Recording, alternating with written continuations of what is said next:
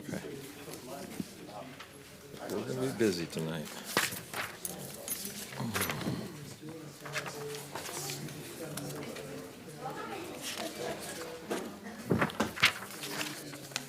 Tony actually gave me the code to go in that room where all those records were.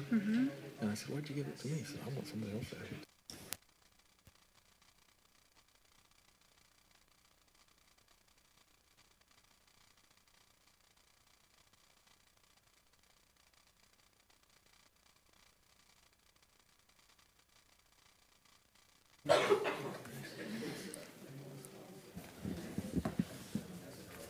Kayla, ready? Yes, Okay. sure am.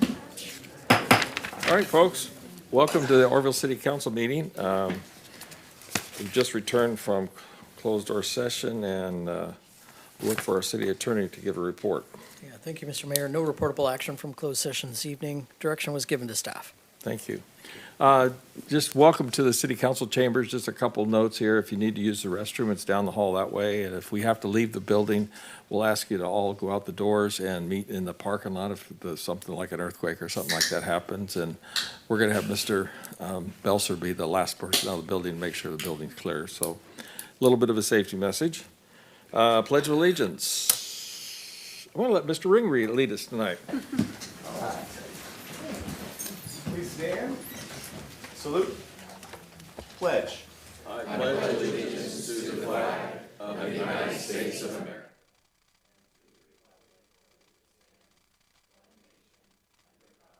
Indivisible, with liberty.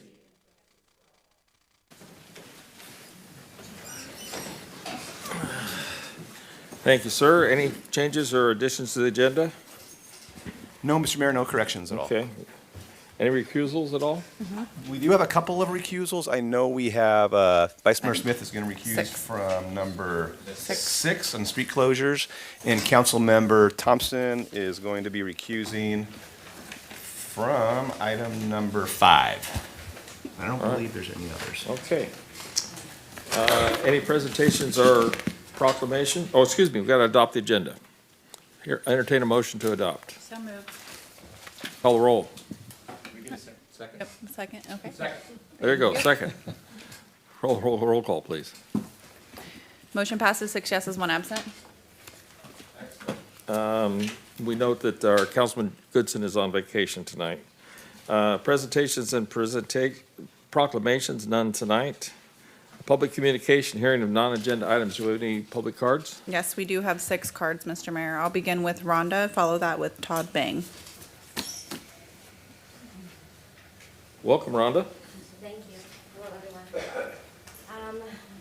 You all know my story, 10 years of homelessness, 9 years on the streets, speaking out about the abuses of the shelters. Well, today I stand here 2 weeks, 4 days housed. Okay, yeah.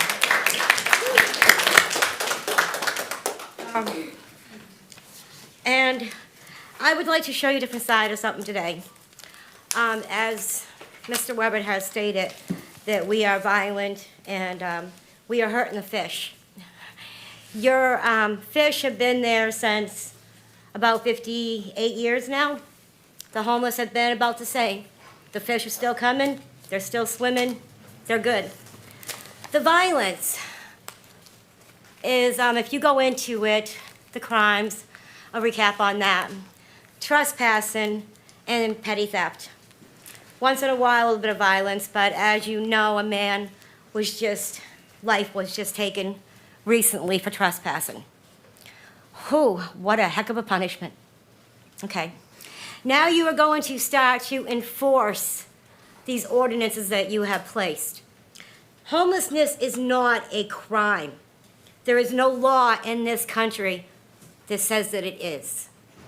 But what is a crime is for you to make laws against them being humanity. And as someone said today, that it's all drugs. You all know that I've got 21 years sobriety. Did not lose it to that street for 1 second because I was not willing. It was mine. I earned it a very long time ago. But people like me that don't have the tools, the skills, and the know-how, some of them don't even know their name, Now, if you want to go into this, there's 4 forms of torture: pain and suffering, lack of food and water, harsh conditions. Okay, now let's go to homelessness. Same thing. And that torture affects every aspect of their being. So when you got that guy out there screaming in the streets, it's not only because of drugs. It's because he is tortured.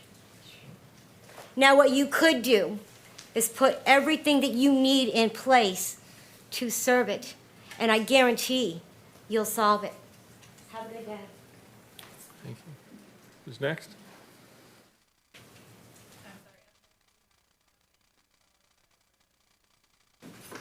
Welcome, Todd.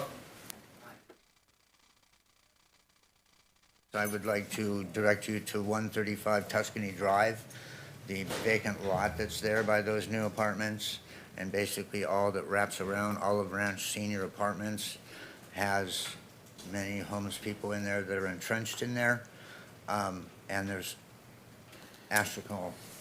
The amount of garbage is astounding. It's like a hazmat problem, honestly. Car batteries, just feces, everything is there. I have like 20 years of experience volunteering in the drug and homeless field with a organization called supportforrecovery.org, so I know a lot about this stuff. I challenge you to come out there sometime, please, and let's walk it together, and you can see what's going on and the effects it's having in the city, because it's bad out there. It's really bad. That's all I got. Thank you. Thank you, sir. Thank you. Up next, we have Brenda Payne, followed by Lorraine Nolden. Welcome, Brenda. How are you all? Good. I'm here from the same address, 135 Tuscany Drive, and my concern is the trash, and it's mainly that there's dogs out there, all pit bulls that aren't registered with the county. They're not vaccinated. We're at risk out there in many different avenues.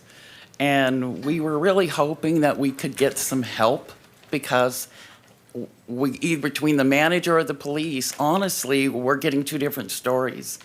And we would like you guys to come out and take a look and help us, because it's a disaster and something bad's going to happen.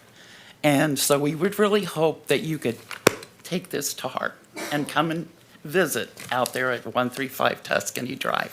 Thank you. Thank you. Thank you. Up next, we have Lorraine Nolden, followed by Diane Brown.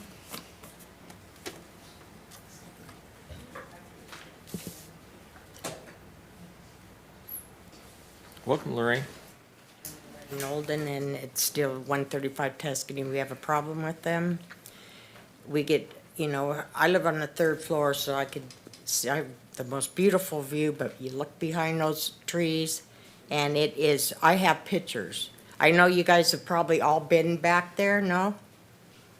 Has anybody seen what's back there? You have. Is it Absolutely. We've done no less than 20 cleanups in the last 8 years on that property. Yeah. okay, it's been a year and a half that I've been calling and complaining. Can somebody clean this up? It's But they private, don't. it's privately owned, and code enforcement has an active case against the property owner. Okay, yeah, and, something else I was gonna say. What does no trespassing mean?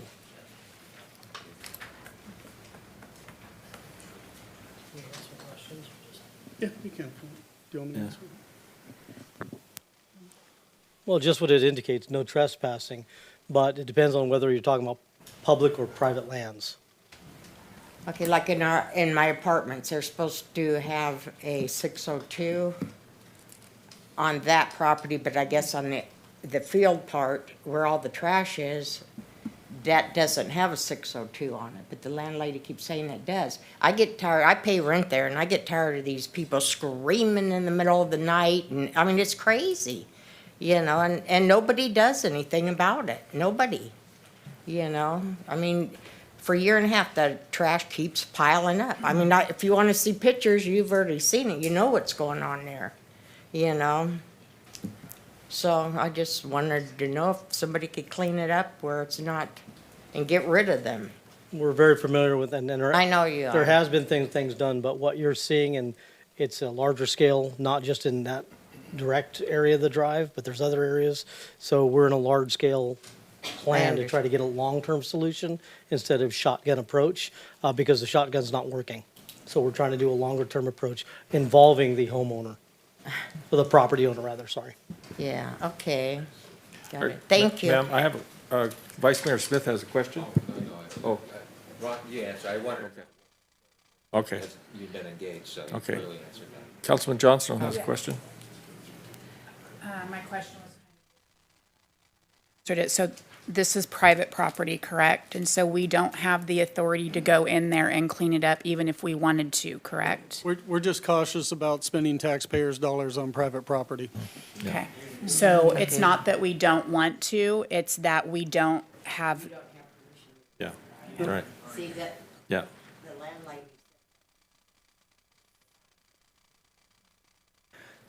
Thank you, ma'am. We appreciate your concern. we appreciate you coming Yeah. up. Thank you. Okay, who's? Thank you. Up next, we have Diane Brown, followed by Elaine Brown.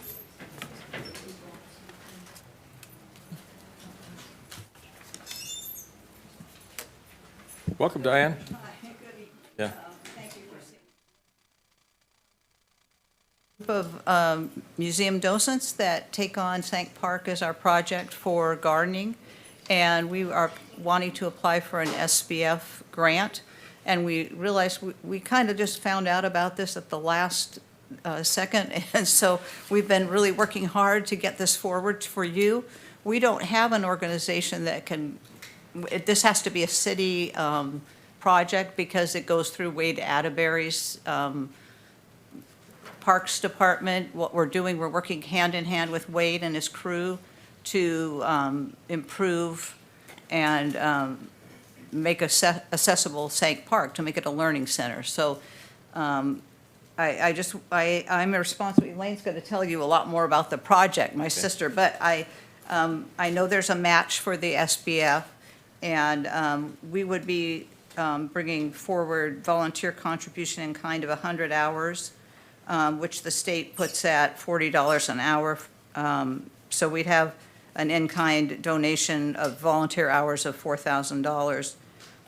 This last year, we gave 252 hours to Sank Park, which comes out at about $10,000.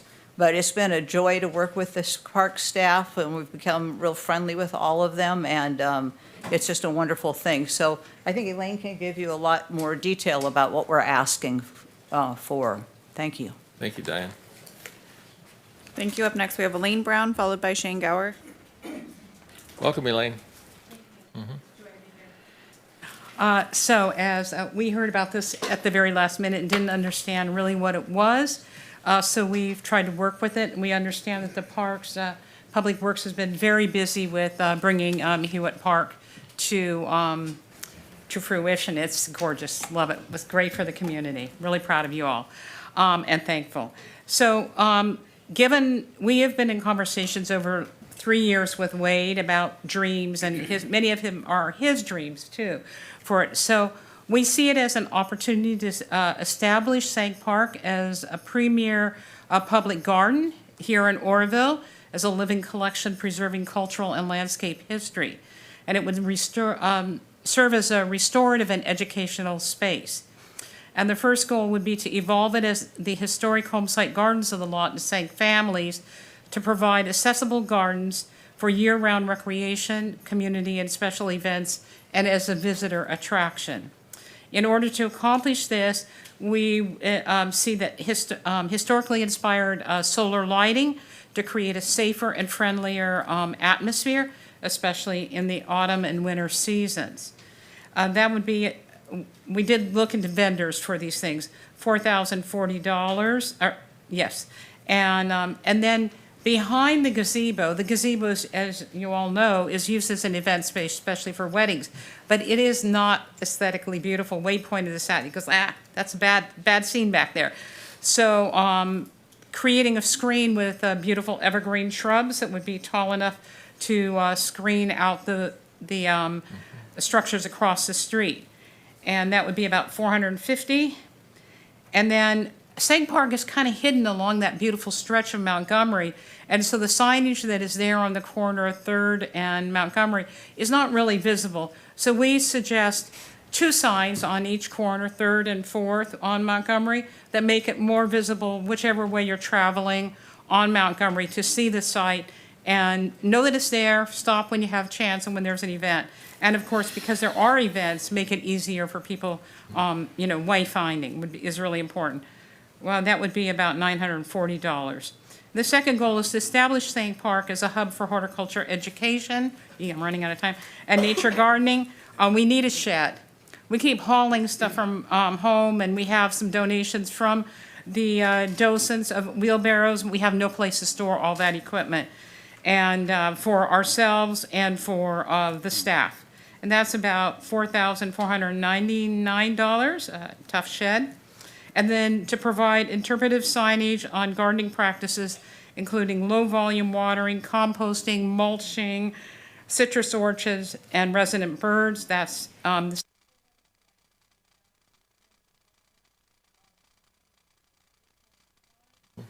post design. There we go.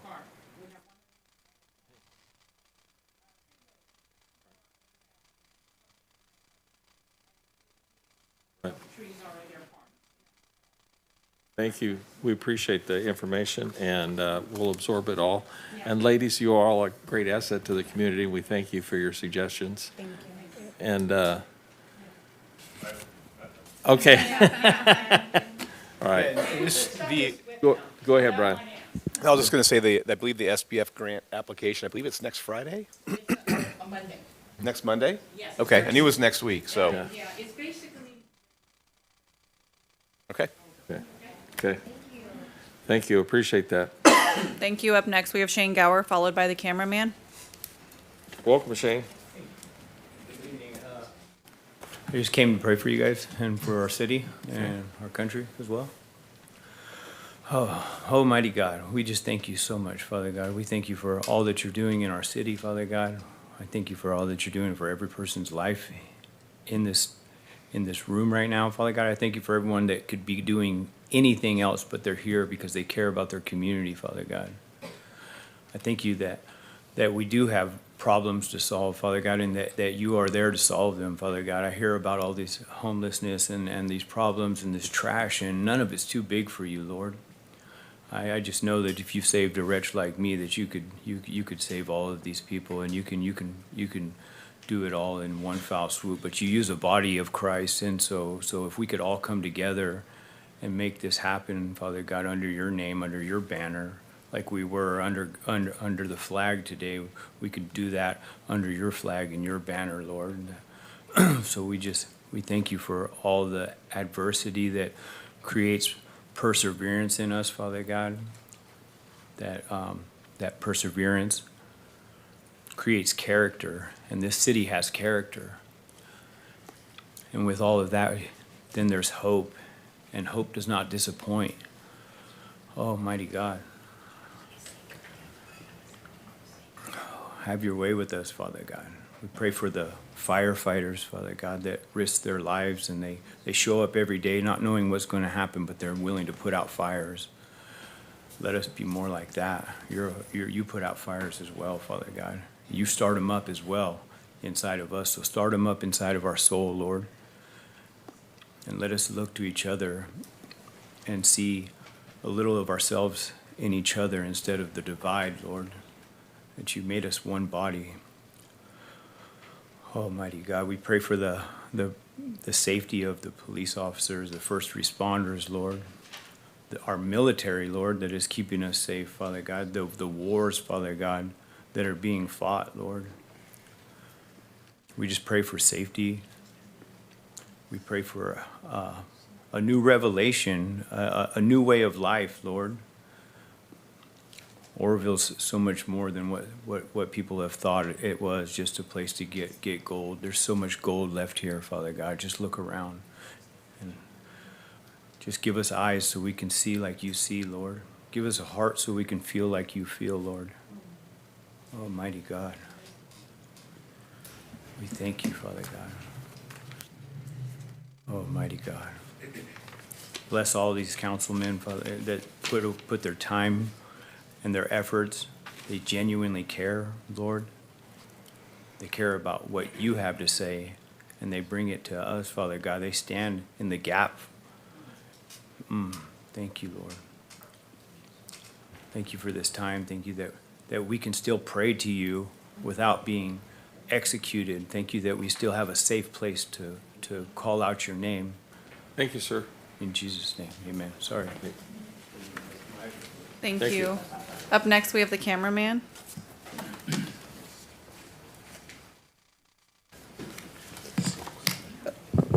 Good evening, Oroville City Council. Quite a few things tonight. First, to the folks earlier regarding that one property there that's private property and the cleanup. I'm not too much of the issue, but it sounds like to me it's going to take a judge signing an order to get this dump cleaned up. It's just sad that private property owners would just rather have their things go to hell rather than, in not in the biblical sense, but in a, cluttered, I'm sure that would be a pretty hot property if it was. But yeah, it looks like it's going to take a judge to finally get that place officially cleaned up. It's just sad that the judicial process takes a long time to get to that point. Quickly, coming up April 9th this week, 2 o'clock, between 2 and 2:30, Big Boy Train will be making a whistle stop here in town, the old train station. So rain or no rain, I'm gonna show up, say hi to the big boy, and celebrate its journey across America, celebrating our 250th anniversary as a country. Just a quick note, I know I discussed this earlier, but on the way to the council meeting, beautiful day out today, God's given this weather before it rains. Took the bike out, did see some people down there in the areas between the bridges fishing where you're not supposed to. So, shame on them for doing that, but I didn't see fish and game around, so I guess did the crime really happen? But anyways, Hewitt Park, glad to see that's open, the splash pad. I know my friend and his children will definitely be happy about that since he was taking them to a park in Chico. Since they had a splash pad, that will definitely save on gas and, keep Oroville, people in Oroville to do things in Oroville instead of having to go somewhere else. We keep that attractiveness. Disappointed here that's not being open for very long, but people are out there vaping in the middle of the splash pad. Now, I'm not here to be the police of vice and virtue, but come on, have some common sense. As someone that, occasionally smokes the nicotine or the green herb, as the kids say these days, I try and be respectful of the non-smokers. And come on, we can do better than that. So, I hear Mr. Weber is looking at making some sort of park task force, patrol these areas, maybe something like Chico has with the park ranger. And just briefly, with my 20 seconds left, I wanted to mention that apparently that there was a meeting, a city selection meeting this month for LAFCO, and I guess Oroville had some members that I guess nobody attended for that, so they lost potential positions.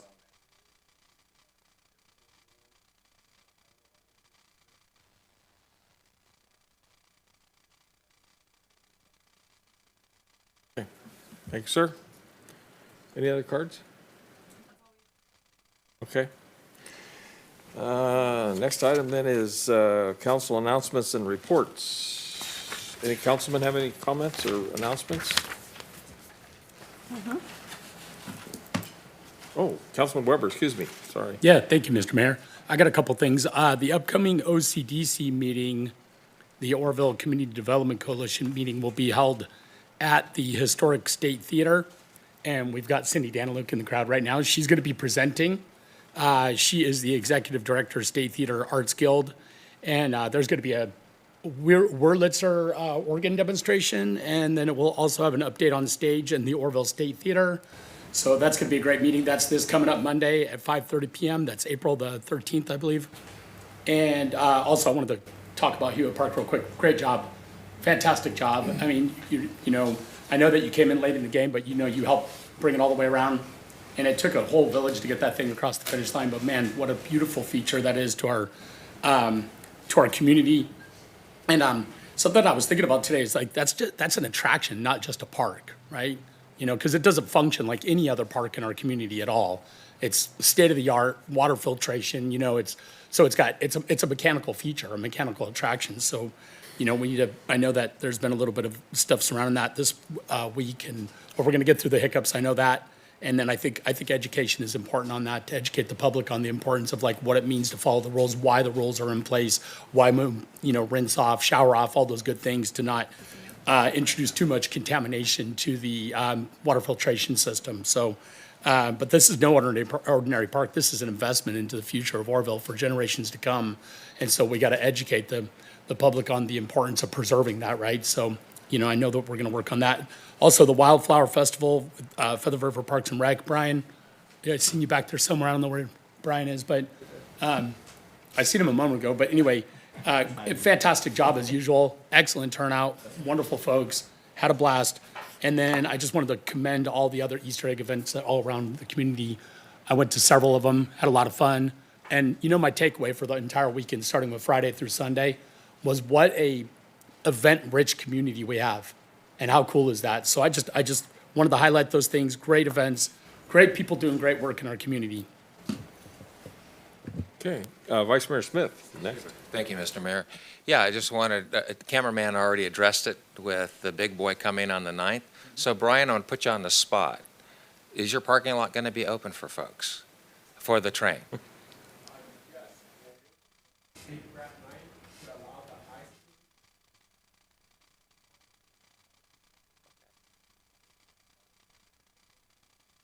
Okay, super. Well, that's very generous of you to do that for them. That's great.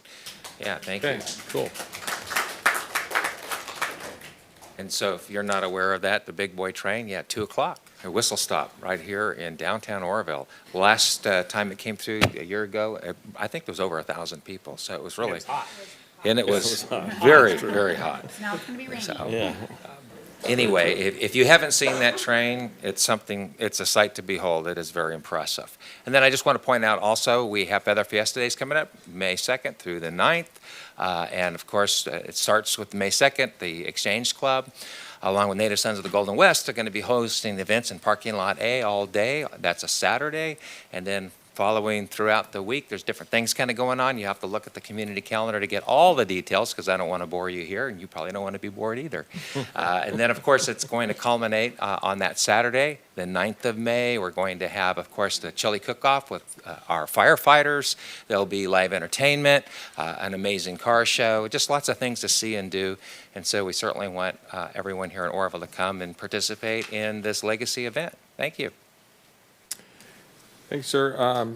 Real short, I wanted to mention at the last BCAG meeting, Butte County Association of Governments, the project for putting in a bus service from Chico, Oroville, Sacramento is moving forward. The buses have been ordered and look for it to soon happen. The transportation is being worked on, so it'll be, I think, at least 4 buses a day. So you might be able to catch a ride to Sacramento very soon on the bus. The buses are going to be onboard Wi-Fi with comfortable seating for a longer duration ride. So, and that's not it's not lacking any funding. It's fully funded, so it's going to happen. It'll just be a matter of time and place. Vice Mayor Smith again. Yeah, just real quick on the exchange. Is there anyone from the Exchange Club here? So is there still slots available for people to get into the Feather Fiesta Day Parade? Because we do have applications.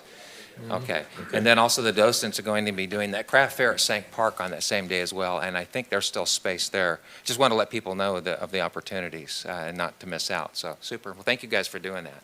All right. Thank you, Mr. Mayor. You bet. Anyone else? We'll go to department heads. Which side of the room we're going to work on? Police chief looks like he's ready, if he's got anything to report.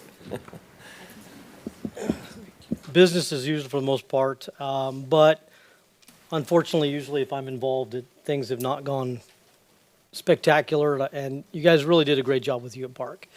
It is absolutely gorgeous.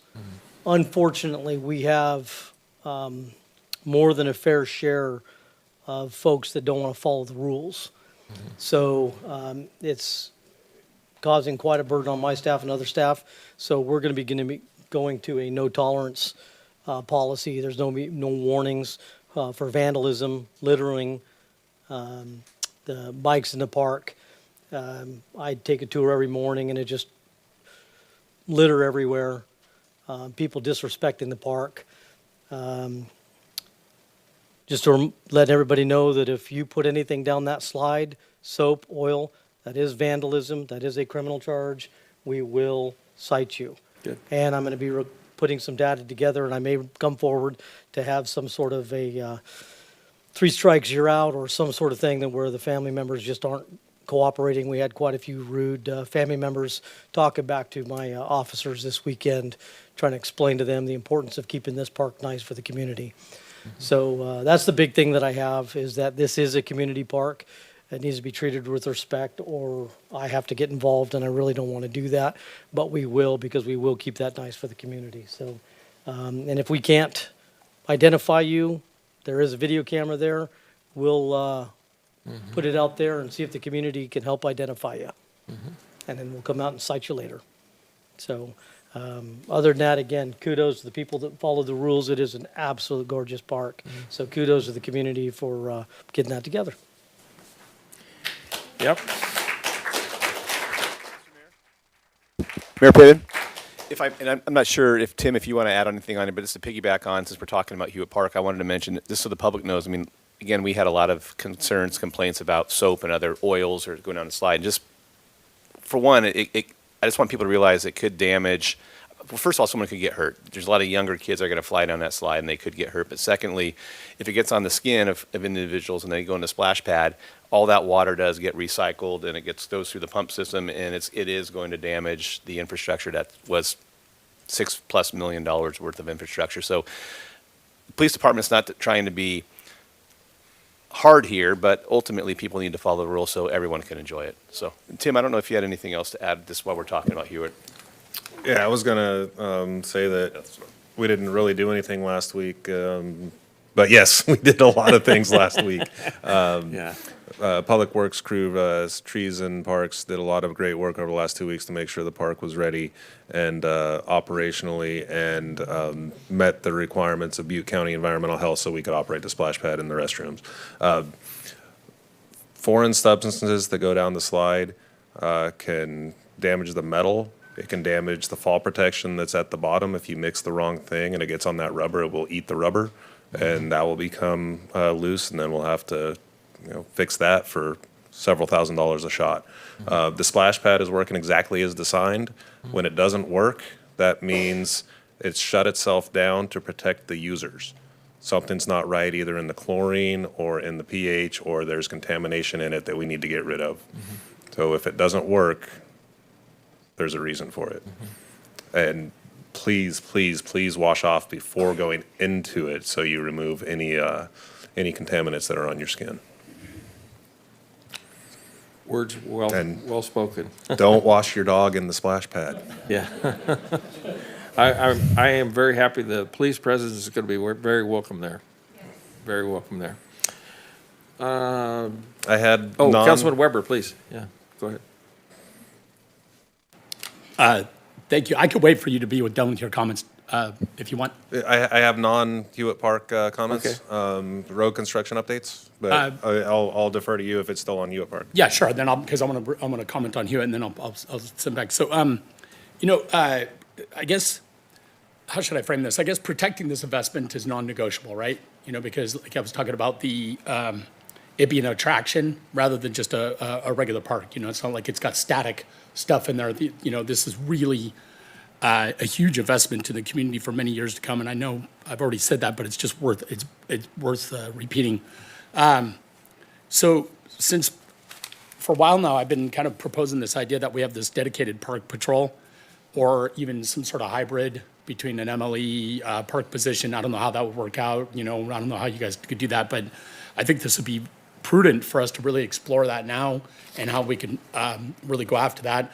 And then while you're talking about, the zero tolerance, for this time being, so I guess the question I would be is like, when could we expect to see a proactive engagement by the MLE or the police department there Is that like starting tomorrow, or, you know, what would be your timeline, and what would be your hopes? And then also, I want to further advocate for, you know, that dedicated park patrol or ranger, whatever you guys want to call it, but something that would be dedicated for, and I know that means that, you know, there's a budget item that we got to discuss, but this is really worth investing in and really worth protecting our infrastructure and make it safe, clean, and accessible for everybody to be able to access that thing for not only right now, but for years to come.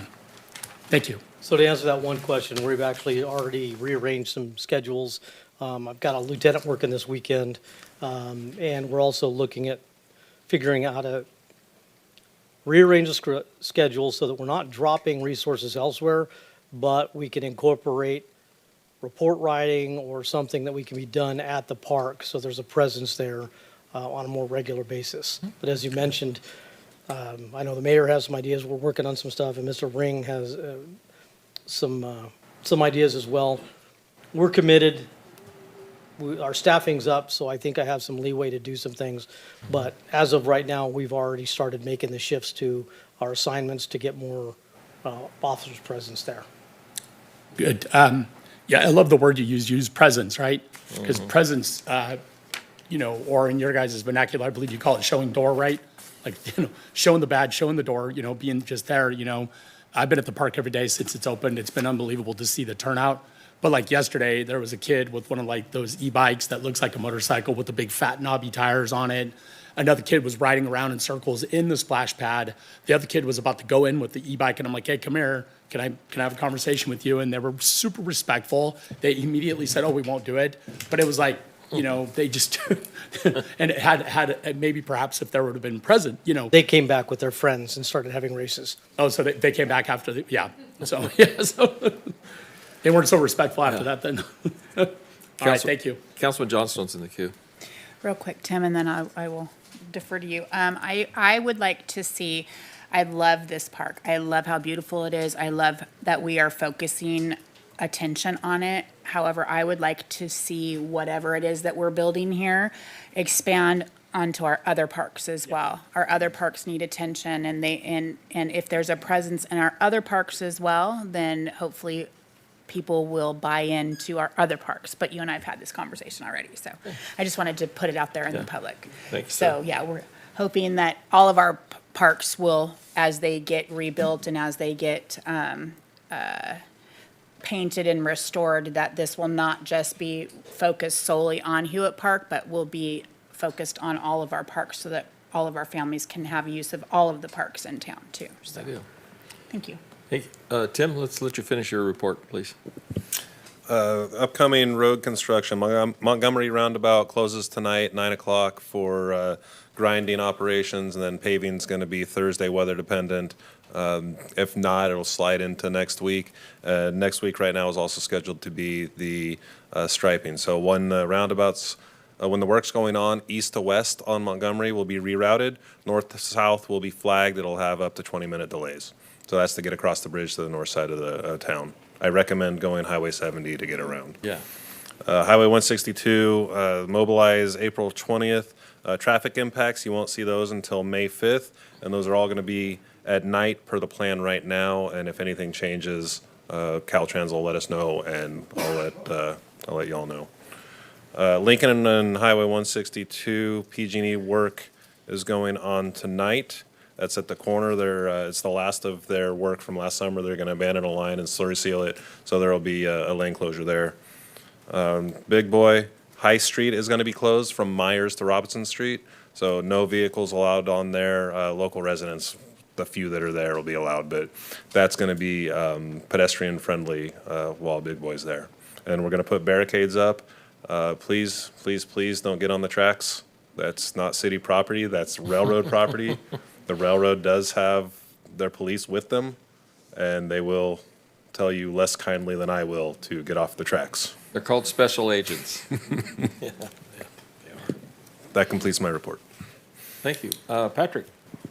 There's two things I wanted to bring to the council's attention. That to coming to Planning Commission this month, we have the health overlay that we've been talking about. So it's a It doesn't change the zoning, but it just creates an overlay over some of the streets around the hospital that makes it easier for health-related services to be able to locate there. In some instances, it relieves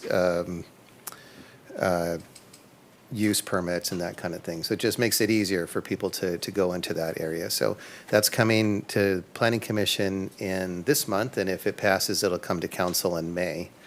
And then staff's been working on, but we wanted to get that one done first, a entertainment zone district in the downtown area. We've talked about that, I think, just sort of briefly once before.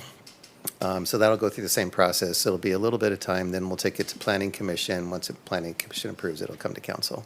So we have signs going up today over in the area around the hospital, letting people know that the medical or the health overlay is in the works, and it's going to Planning Commission. And then tomorrow we're going to be posting it on Facebook. So we want to let everybody know about it ahead of time.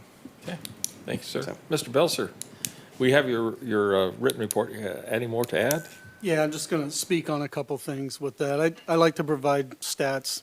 My team stays very busy. In the month of March, they resolved 265 code enforcement violations. They opened up 100 proactive cases and 37 reactive cases. They closed 142 cases. 81 of those were voluntaries. 61 of those were forced by code enforcement, and they performed 361 inspections. My team also did, using our DOJ grant, conducted 36 tobacco inspections. We issued citations to 7 locations. Many of these were selling flavored tobacco, didn't have proper licensing or proper signage. I don't talk about this often, but I want to talk briefly about the Safeway Home Program. My team works really hard, including my staff assistant, Amber, at locating families of homeless people. And I want to share a couple stories. In the month of March, we were able to get 2 people reunited. One was a female, and I mentioned female because females get taken advantage of in the homeless world like you couldn't imagine. I mean, it's really bad. But this particular individual was homeless in Orville for about a month. Code enforcement located her sister in Oklahoma, who agreed to provide housing and services for Kelly, and she was bused there. The second female was a female by the name of Angela, who had been unhoused in Orville for over 5 years. We've dealt with this lady off and on. Police department dealt with her quite often. And we're able to find her son, who lives in Reno, who was actually looking for her, and got them reconnected, and she is now in Reno with her son. And talk a little bit about City Works and what they assist so much with the city. Public Works, you know, when you guys talk about Hewitt Park and Public Works doing work there, City Works is there doing a ton of work. They do a ton of hedging. They're a pretty amazing group. But they assisted code enforcement this month with removing 27 illegal encampments, clearing 4 illegal dumps, and raising trees behind the Southside Community Center. To date, code enforcement and City Works have, since December of '25, have removed 112 camps from city limits. Other than that, things are going pretty smooth, and you know, we really appreciate the council's support. And next council meeting, I anticipate introducing my code enforcement team to you and with my housing navigator and my new community enhancement coordinator. Thank you, sir. There's so much work that department does that you don't see. It's cleaned up, so you don't think any work was done beforehand, but the beforehand is huge. It's a big deal, so. This side of the room, anyone? No? Oh, yes, Chris Stens. Thank you, Chris.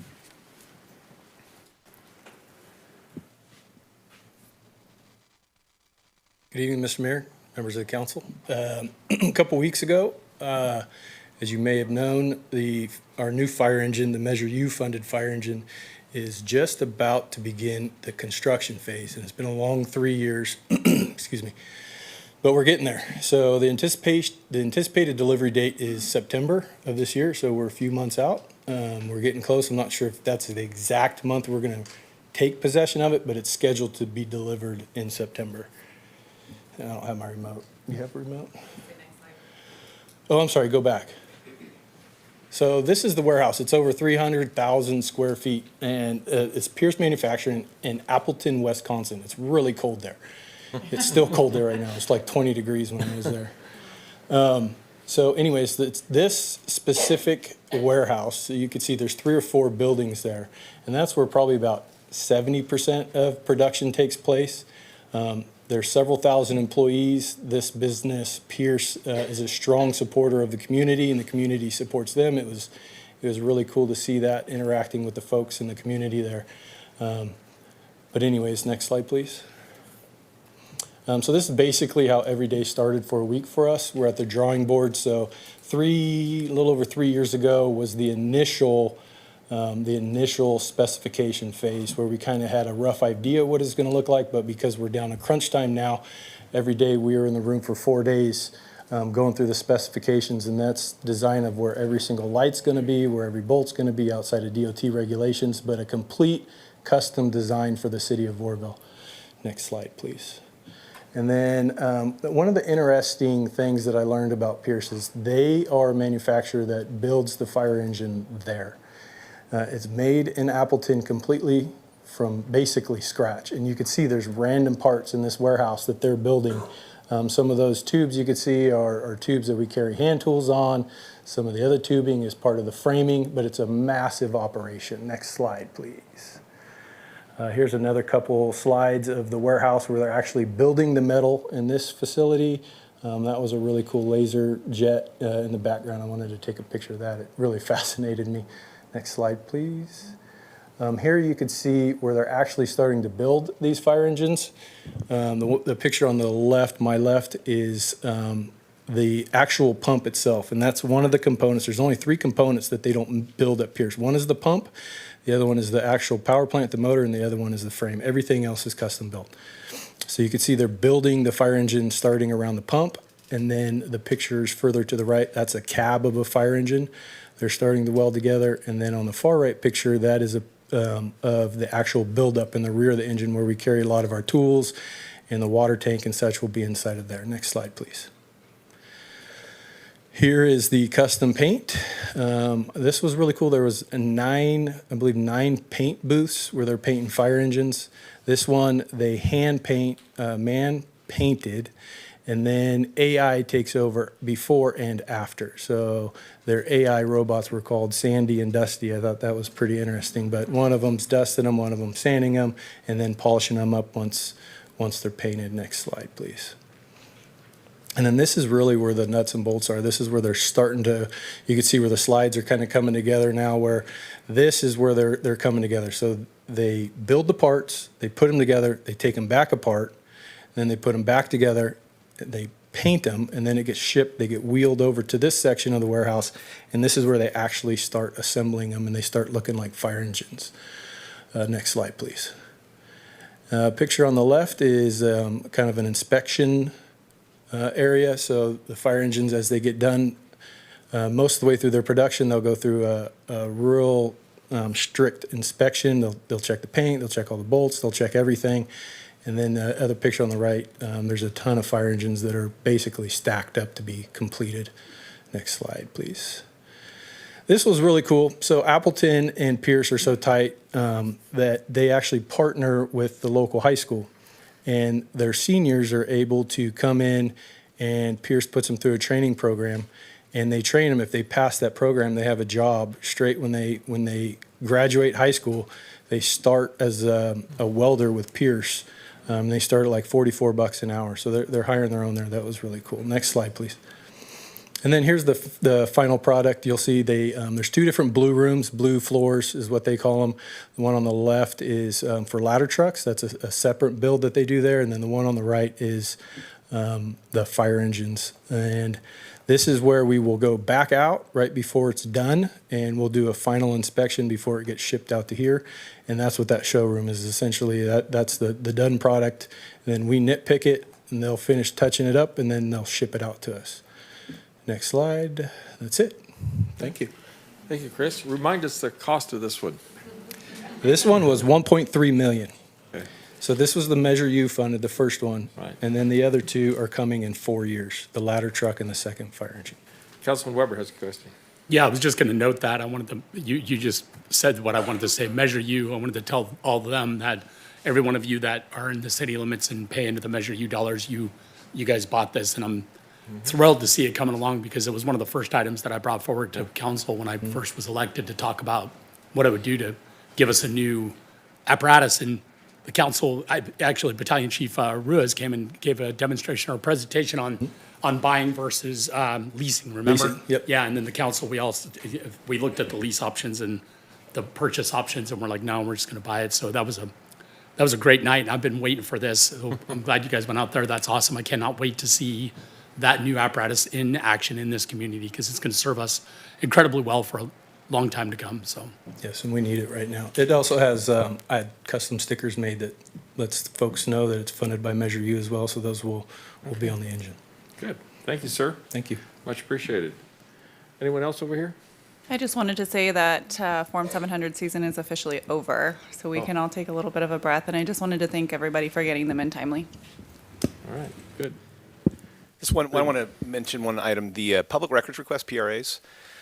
Just wanted to let the council know they are, we have seen a significant spike on those, and it's, there's really no rhyme or reason for for that fact, but I just want to know that both typically on a normal year, we'd probably get about one a day on average, around 350, 400 a year. Right now, we're on pace for well over 500 to 600 public records requests. And some are very simple to complete, some are extremely laborious, but not only are we seeing spikes in the numbers, the volume, we're also seeing spikes in the complexity. So we're going to be doing trying to look at our processes internally and asking folks when they ask for information if they could narrow the scope so we really get them the information they want, but at the same time we have to be reasonable because it is an extreme burden right now. So I just wanted that on the council's radar. Thank you, sir. Ruth?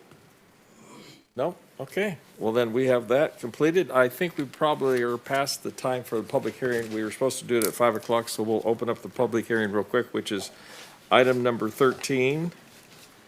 I'll open the public hearing. Welcome, Wes. I'll read it real quick. It's the first reading of ordinance 1895 of the Ad Hoc Citizen Business Advocacy Committee recommendations regarding the streamlining of certain business license and planning permits to reduce the cost and processing time for applicants. Got it. Thank you. As you know, this council created this ad hoc citizens committee about a year ago, and its report and its request for code changes is before you today. Very briefly, the changes include elevating tattooing and body art in all its variations to an administrative permit instead of a use permit. This council weighed in on that a couple of months ago. Adding a new definition code section to regulate short-term rentals, which hasn't been something in our codes to date. Changing pet stores to administrative permits, modifying the animal grooming permitting, adding a new florist category, which we didn't have, and allowing al fresco and restaurants in the office zone over here. There's about 50 parcels right next to City Hall here that are zoned office, and this committee believes that it might be helpful to have some cafes and restaurants and things like that there. It disallows smoke shops in the office zone. It disallows childcare and daycare centers in industrial zones except for captive childcare programs that businesses might have. And then it allows libraries and museums in our mixed-use downtown and neighborhood zones with an administrative permit. Lastly, their recommendations included a fee reduction incentive, which will not be in this packet, but which will be presented during the master fee update process later this year. And that concludes the introduction. We ask for the council's support on this first reading, and you'll probably hear from a couple of folks who are involved in that ad hoc committee. Thank you, Wes. We have any cards? Yes, Mr. Mayor, we sure do. All right. We do have two for this item, Marcia Henderson, and we'll follow that with Natalie Sheard. Welcome, Marcia.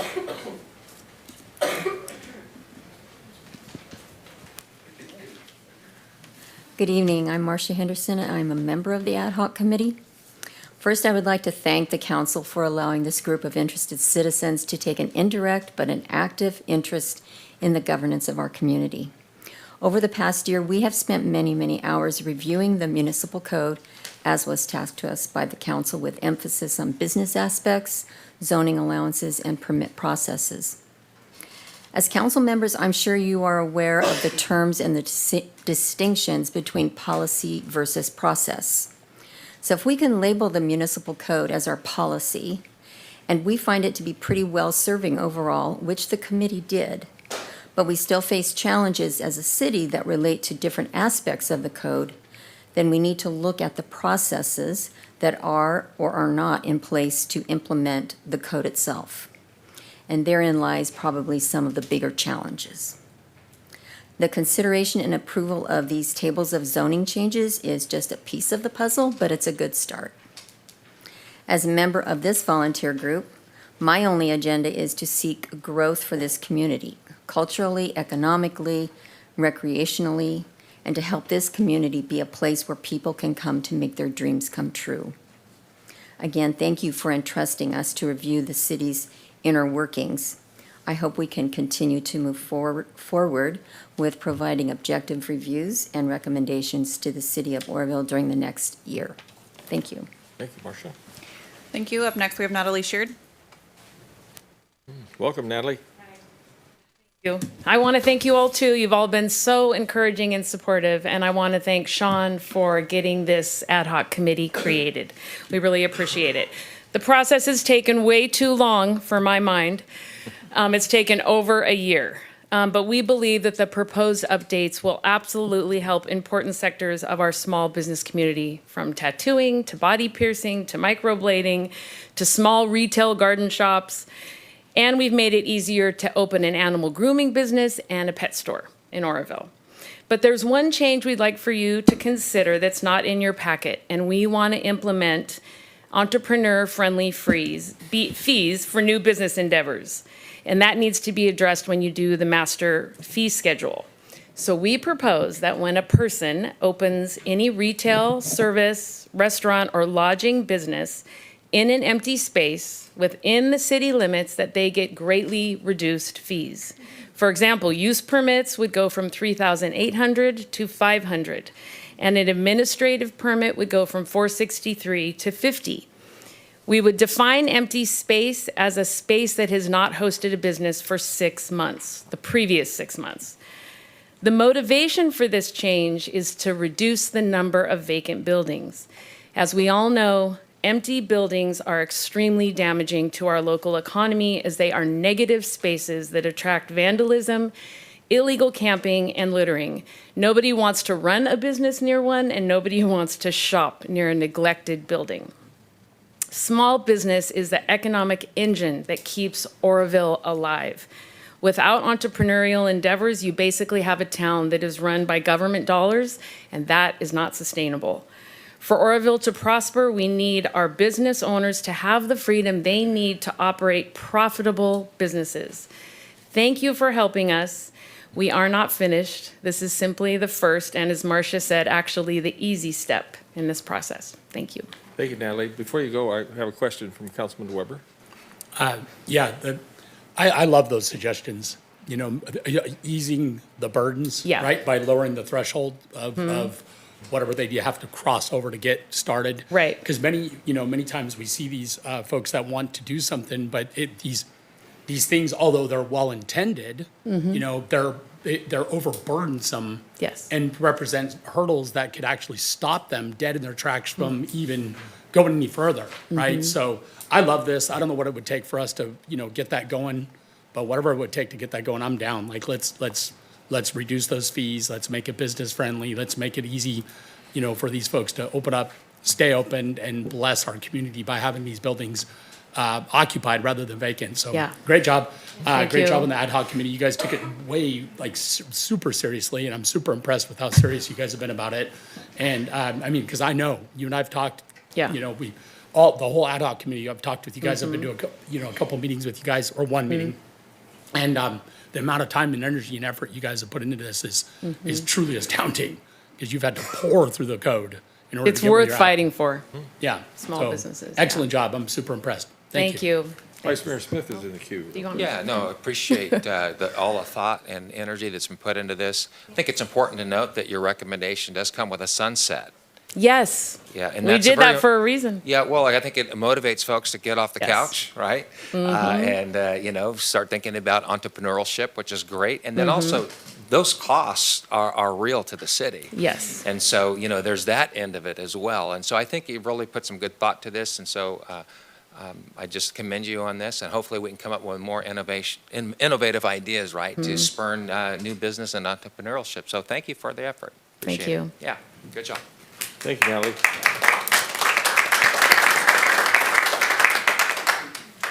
Any more cards on this public That's hearing? all I have, sir. That's all we have. Council, Mr. Mayor, may I just Yes, make sir. a note on that? go ahead. So, as you are aware, the content of this ordinance doesn't touch on the fees. So, with respect, that's not really part of the dialogue on this right, particular action, but we do want you to be aware that the Community Development Department, City Attorney's Office is aware of the proposals, so those will be kind of lifted from this process and put into the master fee schedule discussions that are going to happen later on this spring. Okay, Yeah, thank you. thank you. All right, council have any recommendations to move this hearing forward? We have 4 different requested items here. Mr. Mayor, can we just note that you closed the public hearing? Oh, okay, excuse me. Yeah, we're going to close the public hearing at, 5:39. And now with that hearing done, and completed, council motions entertained?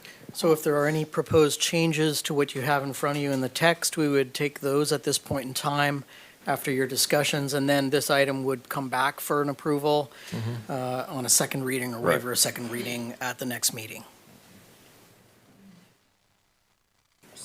Or can we just, Yeah, there wouldn't be an 9449. adoption tonight. It would be, Yeah. Right. we direct staff to bring it back for your adoption. Well, again, it's not an adoption this evening. It has to The come resol- back. Move for back. a second- resolution. Right, so we would take that direction and bring it back for adoption. Dave, her motion was to adopt the resolution that was attached. Yeah. That's correct. Correct, okay. This is staff direction. We would Right. bring the resolution back to adopt, but you have to do it at a second reading, Right, not at a first reading. okay. So we have a motion, we have a second? Okay. Any questions under the motion? Call the roll, please. Motion passes 6 yeses, 1 absent. Yeah. Okay, so we'll bring that back next meeting. Thank you. Thank you. You know, and folks, you need to understand, this ad hoc committee has really busted their butt to put this together. I mean, we're talking hours and hours of deleterious dig into the code, and I know their eyes must be worn out because there's lots of reading that involved this, so we thank you all, and certainly this council thanks you, and the community thanks you all for your time and effort. Now, we'll go back to our regular meeting, and I was told to move up item number 10. Oh, no, we got to do consent. Consent agenda. I'll entertain consent agenda, and I think we had some recusals, if I remember right. Hold on. Not on consent, sir. Not on consent. Okay. so moved? Consent is moved or as agenda-sized. Do I hear a second? Second. Call the roll. I'm sorry, who was the second? Me. Thank you so much. Okay, consent's passed. Regular business. Item number 5. At 10. We're moving 10 up. Yeah, this was one of the requests on the regular agenda, move number 10 to the front. So we'll go 10 then, all right. We're going to move number 10, the agreement with New Gen Strategy Solutions to conduct a preliminary power supply feasibility analysis. Is that Patrick? Yep, thank you, Mayor and All right. council. I asked this to be moved to the front because we have the consultant on the line. He's in Colorado, so Okay. I wanted to let him go to bed if he wanted to at some point. If he wanted to talk While to he's still him, up, he's all right. there, yeah. So we have been talking for a year about doing some different creative things with energy. We have We talked about doing a public utility. In fact, we formed a public utility by resolution, and then we've discussed potentially forming our own CCA. And so to do all of this, we need to know what it's going to cost the city. So this is an agreement with New Gen Solutions. I interviewed 5 companies looking for the right one to do this. This came as a recommendation from Ann Trowbridge, the attorney that we hired to create the energy services agreement with the developer. And so what they're going to be looking at is the cost of the city actually providing this service. So what does the city need to be able to do this? Does the city need to hire new staff? Would the city hire a contractor to operate this for billing, for customer service, for operations and management?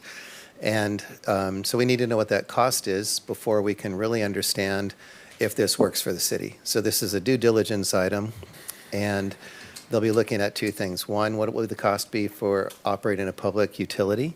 And the other one would be, what would the cost be if we were to actually form our own CCA? So those are the 2 metrics that they'll be looking for. If you looked at the item, the attachments, the first one was their full proposal, and it came in with a not-to-exceed price of $100,000. And so I just said, well, we can't do that. So we worked through it, and he gave us a new one for not-to-exceed $40,000.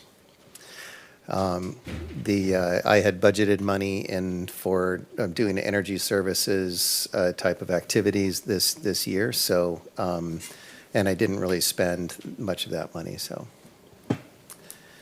And so that's the end of this presentation. If you'd like to talk to the consultant, he's standing by, and if you have any questions for me, I'm ready to answer. Thank you, Patrick. Mr. Vice Mayor Smith has a question. Yeah, thank you. Yeah, right up front, I think the idea of the city entering in and being able to provide folks energy at a lower cost makes a ton of sense. Additionally, I think the idea of a part of this project would include a part of wildfire management through the forests, and I think that those are great concepts. And to that end, I don't oppose us moving forward with this. However, that being said, I'm a little concerned that we might be trying to roll too much up into one presentation and/or consultant trying to encapsulate a real big play here. What do I mean? Because an MEU, right? That's one component, and then the idea of the city having and stepping out and doing its own CCA and divesting ourselves from Pioneer, that's a whole nother question. So and then also we're also rolling in local generation as well. So it's almost like 3 moving pieces here. And then the local generation and that whole process, this is still in the planning stages. In other words, it's not a proven entity as of yet. So if the city is going to do its own CCA, essentially taking over and becoming responsible for procuring energy and then providing that to all of our community, everyone in Oroville. And so we would be taking on that role. It's very complex and involves tariffs, and there's a lot of moving pieces. So that's a huge endeavor. And so in part, to remind everyone, we entered into a negotiation with Pioneer, and so this goes live next year, 2027. And so we're partnering with Chico, many other cities, this large umbrella CCA. And so what I'm seeing here is the proposal is to evaluate whether or not we should remain in that and or perhaps do our own. I think that's a whole separate question versus an MEU. And to me, those are very separate concepts. I would think that the MEU would need to move forward first and prove itself, because Pioneer is a proven quantity. We know what it does. We know that it gives folks about a 3 or 4% shavings off their utility bills. It's already a well-oiled machine. It's a pretty safe bet. To me, this is fraught with a lot of potential risk. And so what I would like to see is the consultant dive in. I'm all for this, looking and doing this, but it's just there's a lot going on. And then you can't see the forest through the trees. And so the question I have for the developer, and I apologize, this is a complex issue, so it's kind of challenging to unpack all of this in a quick way. But so I have a question for the developer in assumptions. Will your modeling rely on assumed local generation? And if so, how will you validate the cost, reliability, and delivery of that generation? That's just one of a pile of questions, but I'm just going to ask a couple, and then ask also the consultant if they would think that maybe this should be broken down into smaller bites, with the MEU first, then to be followed up with, once we kind of get a grip on that, then with looking at Pioneer, but allowing Pioneer to kind of move forward in that whole process. Because there's also cost with us pulling out, possibly. And so there's just a lot of unknowns here. And so I'm a bit concerned. I mean, we can have great policy when it comes to, having our own energy company and providing alternative energy and at a lower cost to the folks, but the economics might not be great. So that's the piece I'm concerned about. At the end of the day. So I've said a bunch of stuff, so perhaps let the consultant answer that. Let me give that a whack first. Okay. So we are going to have them, he's going to first vet the MEU, the public utility part of it first. There'll be some overlap between that and the CCA if we were to go that route as far as like staffing and consultants and that kind of thing. So it may be that the work that he does through vetting or like looking at the cost of running a public utility may just in it itself negate the need to move forward to do any more studies on a CCA. So we already do have that figured in. So Appreciate that. And then the other thing is that we have this really great relationship with an agency. It's a quasi-government agency called the National Renewable Lab of the Rockies, or National Rockies. They just changed their name recently, but so they actually it's a fantastic organization, and they give us free hours every year. Last year they gave us 40 hours, and we used about 20 of them. So we have still 20 hours that they can use that we're carrying over into this year. And then they're going to give us another 40 hours. So I'm having them, so with no cost to the city, but I'm having them vet the technology. And so each of the systems that are going to be generating power, plus the delivery system.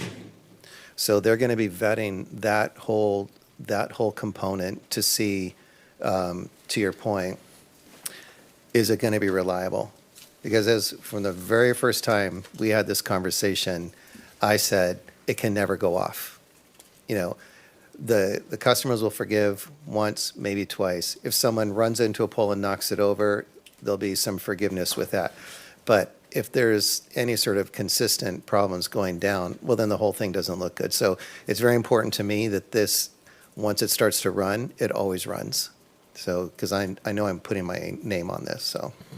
And the other piece of that was that I appreciate you mentioning the $100,000 because $40,000 is a bargain, and to really do a deep dive and to really have a good quality study, frankly, that's not enough money.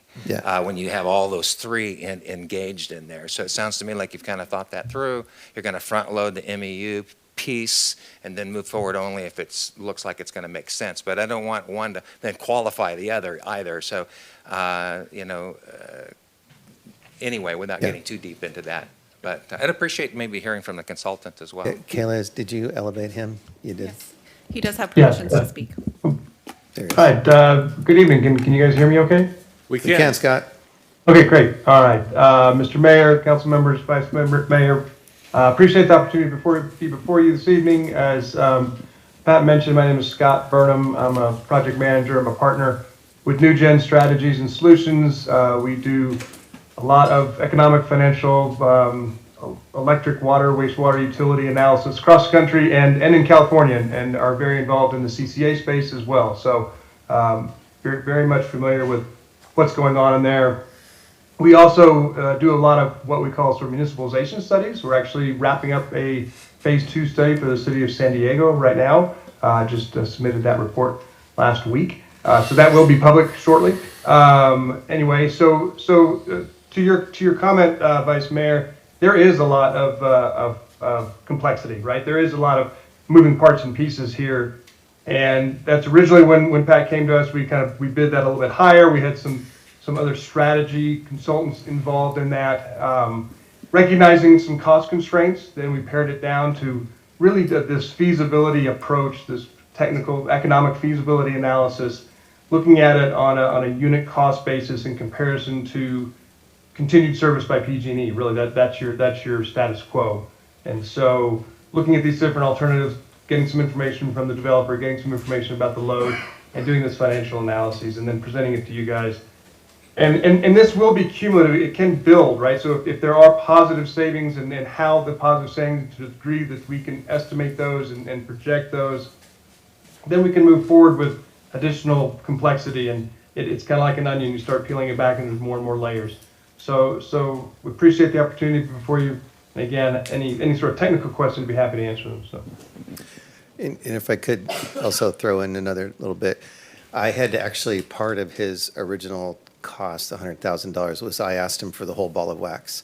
And I did the same with the NRL. So I asked them to bid the entire thing. So vetting the technology, vetting the power lines, vetting each of the components of the energy generation, the whole system. And as I was interviewing both companies, it occurred to me that actually NewGen is very strong in the part that we're asking him to do. And NREL is really quite suited to do the other part. So Scott could have done both, but NREL is very qualified and they're free. So it was a no-brainer for me. So that's why I split the two up like that. And I guess just maybe really quick. So what we're looking at is having companies come in, build out local generation, whether it's solar or biomass. And then if the city has its own MEU, then the city can then provide that or deliver that through that process at potentially at a lower cost to all of us, which is a great deal. But solar is not so reliable, but less expensive. Biomass is pretty sustainable and regular, and you can count on it, but it's more expensive. In fact, it's about 20 cents a kilowatt hour versus what you can buy on the open market at 3 to 6 cents a kilowatt hour. So that's where I start, my brain starts spinning and thinking about all the numbers. And then so how does that equate out? And then how can that work for Oroville? And again, the part that's exciting is that forest management piece, because biomass and harvest the trees, and you use the trees to then generate electricity, which is just a great concept. But then in the weeds, there are also a lot of other moving pieces. So if we come off the grid with PG&E, then there's a fee that for many, many years we have to pay back to PG&E for the loss of that, the customer base. There's just a ton of moving pieces, and that's where the consultant then comes in. And then for this to actually become real to all of us as citizens, we're talking probably 8 to 10 years out. The solar piece, I guess, is going to happen pretty quick, but for an MEU and then actual energy supplied to the citizens of Oroville, it's down line a ways, assuming all these things come together. Well, and in my mind, we're looking at doing the industrial area down in the south. That's the part where we have the public utility sort of set up. That's what we've been talking about. To go further than that, it does start to get more complicated. So it'd be nice if we could do the entire city, but there's quite a bit that goes into it. And so I don't personally, in my head, I don't have any conversations about expanding out through the whole city, at this point right now. I'm looking at about taking care of the industrial or the industrial area, and then we have, because of this, there's this side benefit of forest management. There's 2 million acres of trees that are, they're dead up there, or I've heard 3, I don't know what the lower number, it's a lot. Those things are all off-gassing, they're all tinder boxes, they're all subject to more force. As the lower stuff starts to go on the ground, that gets closer and closer to then being a big fire that's difficult to put out. And so there is something really interesting in that, to have that part. In addition to that, because of this stuff that's coming, there's a whole bunch of jobs and some other things that are happening. So there's a whole cycle of benefit that could come out of this, right? We've got potentially lower energy costs for our industrial users. We have forest management, and then we have jobs and new industries that are coming to the city. So the whole thing working together is really quite a concert. Yeah, no, and I appreciate that. Yeah. I think those are all wonderful things. Yeah, the part where I got lost with you was on the jumping out of Pioneer and going CCA, because then that means we would be providing the deliverable to the folks. So that's where That's right. why I wanted to deconsolidate. But you've addressed that already. Well, thank you for saying that, because maybe I should say, if we were to go on our own in the model that we're doing with down in the industrial area, it's quite costly, because as you mentioned, we do owe something to PG&E. We don't know what that is yet. I've talked to Brenda about that, and she's going to set up a meeting for us so we can get that conversation going. But we don't know what that is. But it's a massive amount of money to do the whole city, and we're not going to be able to afford that. And that's a step off the ledge that probably we're not going to want to do until maybe we get it tried and true. If it works, then maybe we do it. But I think that, it's as I said, I think that it's a pretty sweet plum to save some money for the industrial users, bring in some jobs, and do some forest management without looking at the entire city. The CCA model uses the PG&E infrastructure, so you don't replace that.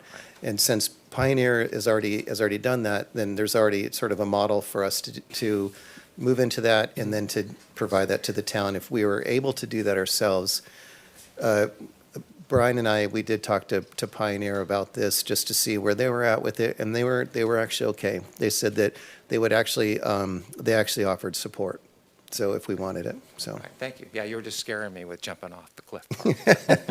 Everything else is awesome. Yeah. Thank you. Yeah. Thank you. Yeah, I'm in the queue. I'm going to just make a couple observations here, and this is really, let's keep it simple. We're trying to find cheaper power for our folks in the community, just that simple. We're not trying to eliminate anybody or anything, and that's what the statistics and the data we're asking for tonight, is to find out what are actual reality numbers that can be seen.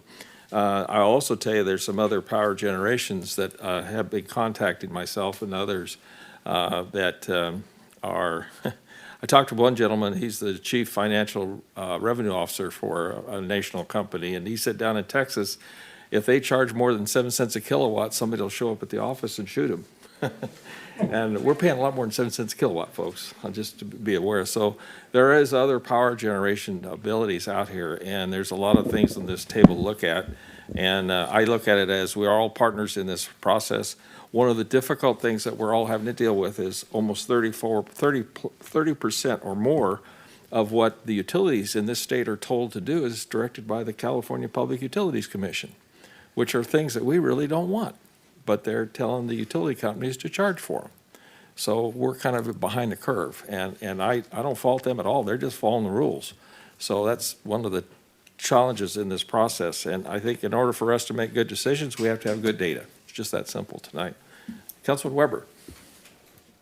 Yes, thank you, Mr. Mayor. And to Vice Mayor Smith, I certainly appreciate your comments, and I even more appreciate the fact that you put so much thought into these things, because you bring so much to the table, and really appreciate you. Really appreciate the forethought that you put into things. However, I think we got to start somewhere, and I think everybody in this room understands and knows that we all know that energy costs are totally out of control, and they directly affect the quality of life for many people, my family included, And so what I'm hearing is what you're saying, and what I'm seeing is the foundational building blocks of what it looks like to have a beginning of us working toward mitigating some of those issues that we deal with, and giving our citizens the relief that they deserve. They need to have that relief.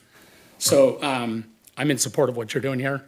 And, again, I appreciate your comments, Vice Mayor Smith, but I'm certainly in support of doing this because I think everything has to start somewhere. And, no building is built from the top down. It has to have a foundation. But this is what we're trying to do. We're trying to build the initial building blocks of what the foundation looks like for us to ultimately somehow give some relief to our constituency. And then to the point that I've heard some comments being like, well, if this is just to relieve some of our commercial business partners down, in the south end of town, well, some of these business partners that we have are realizing crazy high costs for PG&E.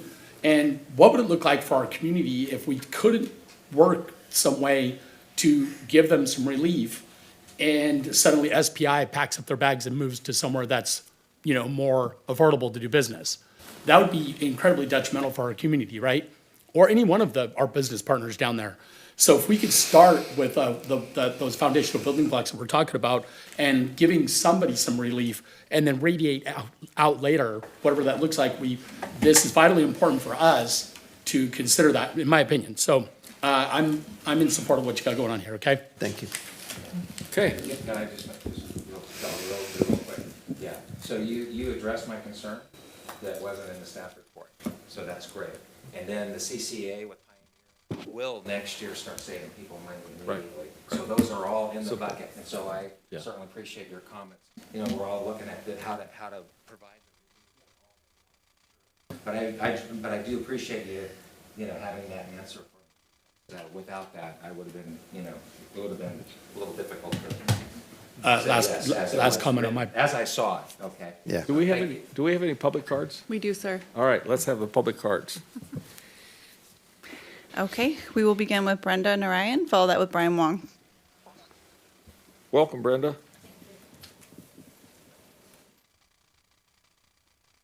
Thank you. I always appreciate the welcome.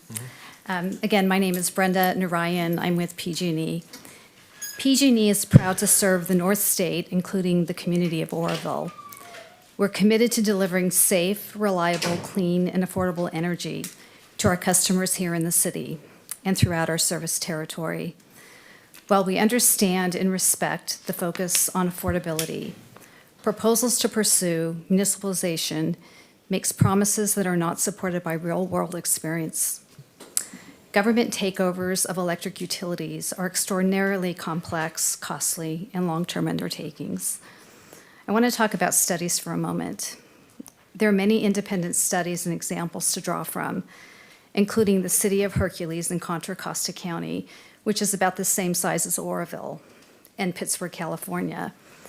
These show that municipalization efforts frequently result in higher customer costs for decades and not savings.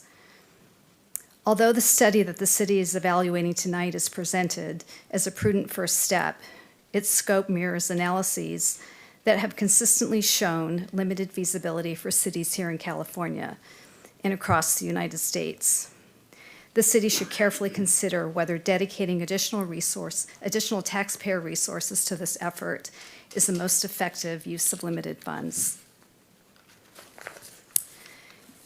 PG&E is taking concrete steps to address affordability.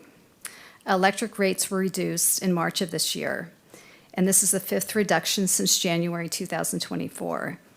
So this is bringing the overall bundle electric rates down approximately 13%. And this is with the clear goal of keeping future rate growth at or below inflation. I want to speak specific to Oroville. According to UUT.org, there are about 156 cities in California with a local utility user tax, with 2 of those here in Butte County, including Oroville. PG&E has no control over this additional customer charge and collects and remits the additional 5% tax on gas and electric rates on behalf of the city. Any decision to move forward with public power warrants careful consideration of these facts. Exploring a new municipal utility or public takeover that is not viable and would introduce additional risk and cost will not benefit Oroville residents. As you know, PG&E remains committed to working with you, with all local leaders, to achieve shared goals without exposing customers and taxpayers to unnecessary risk and harm. Thank you. Thank you, Brenda.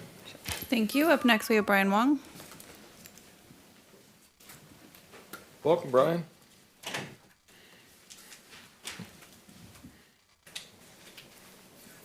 Good evening, Mr. Mayor, City Council members, and staff. I want to speak in support of all the efforts that our city is taking to move this issue forward. So it is a fact that in our region, we pay the highest rates in the whole continental U.S., and we're like only lower than Hawaii, and that's an island. They got to import everything. So to say that we have an issue is an understatement because businesses here, we struggle. When I have communication with a lot of company owners in the industrial areas, the main topic of discussion is power. How do we rein that in? So in order to find solutions, we got to take steps and have courage to move forward. And what the city is doing right now is absolutely right. Proceed forward with caution.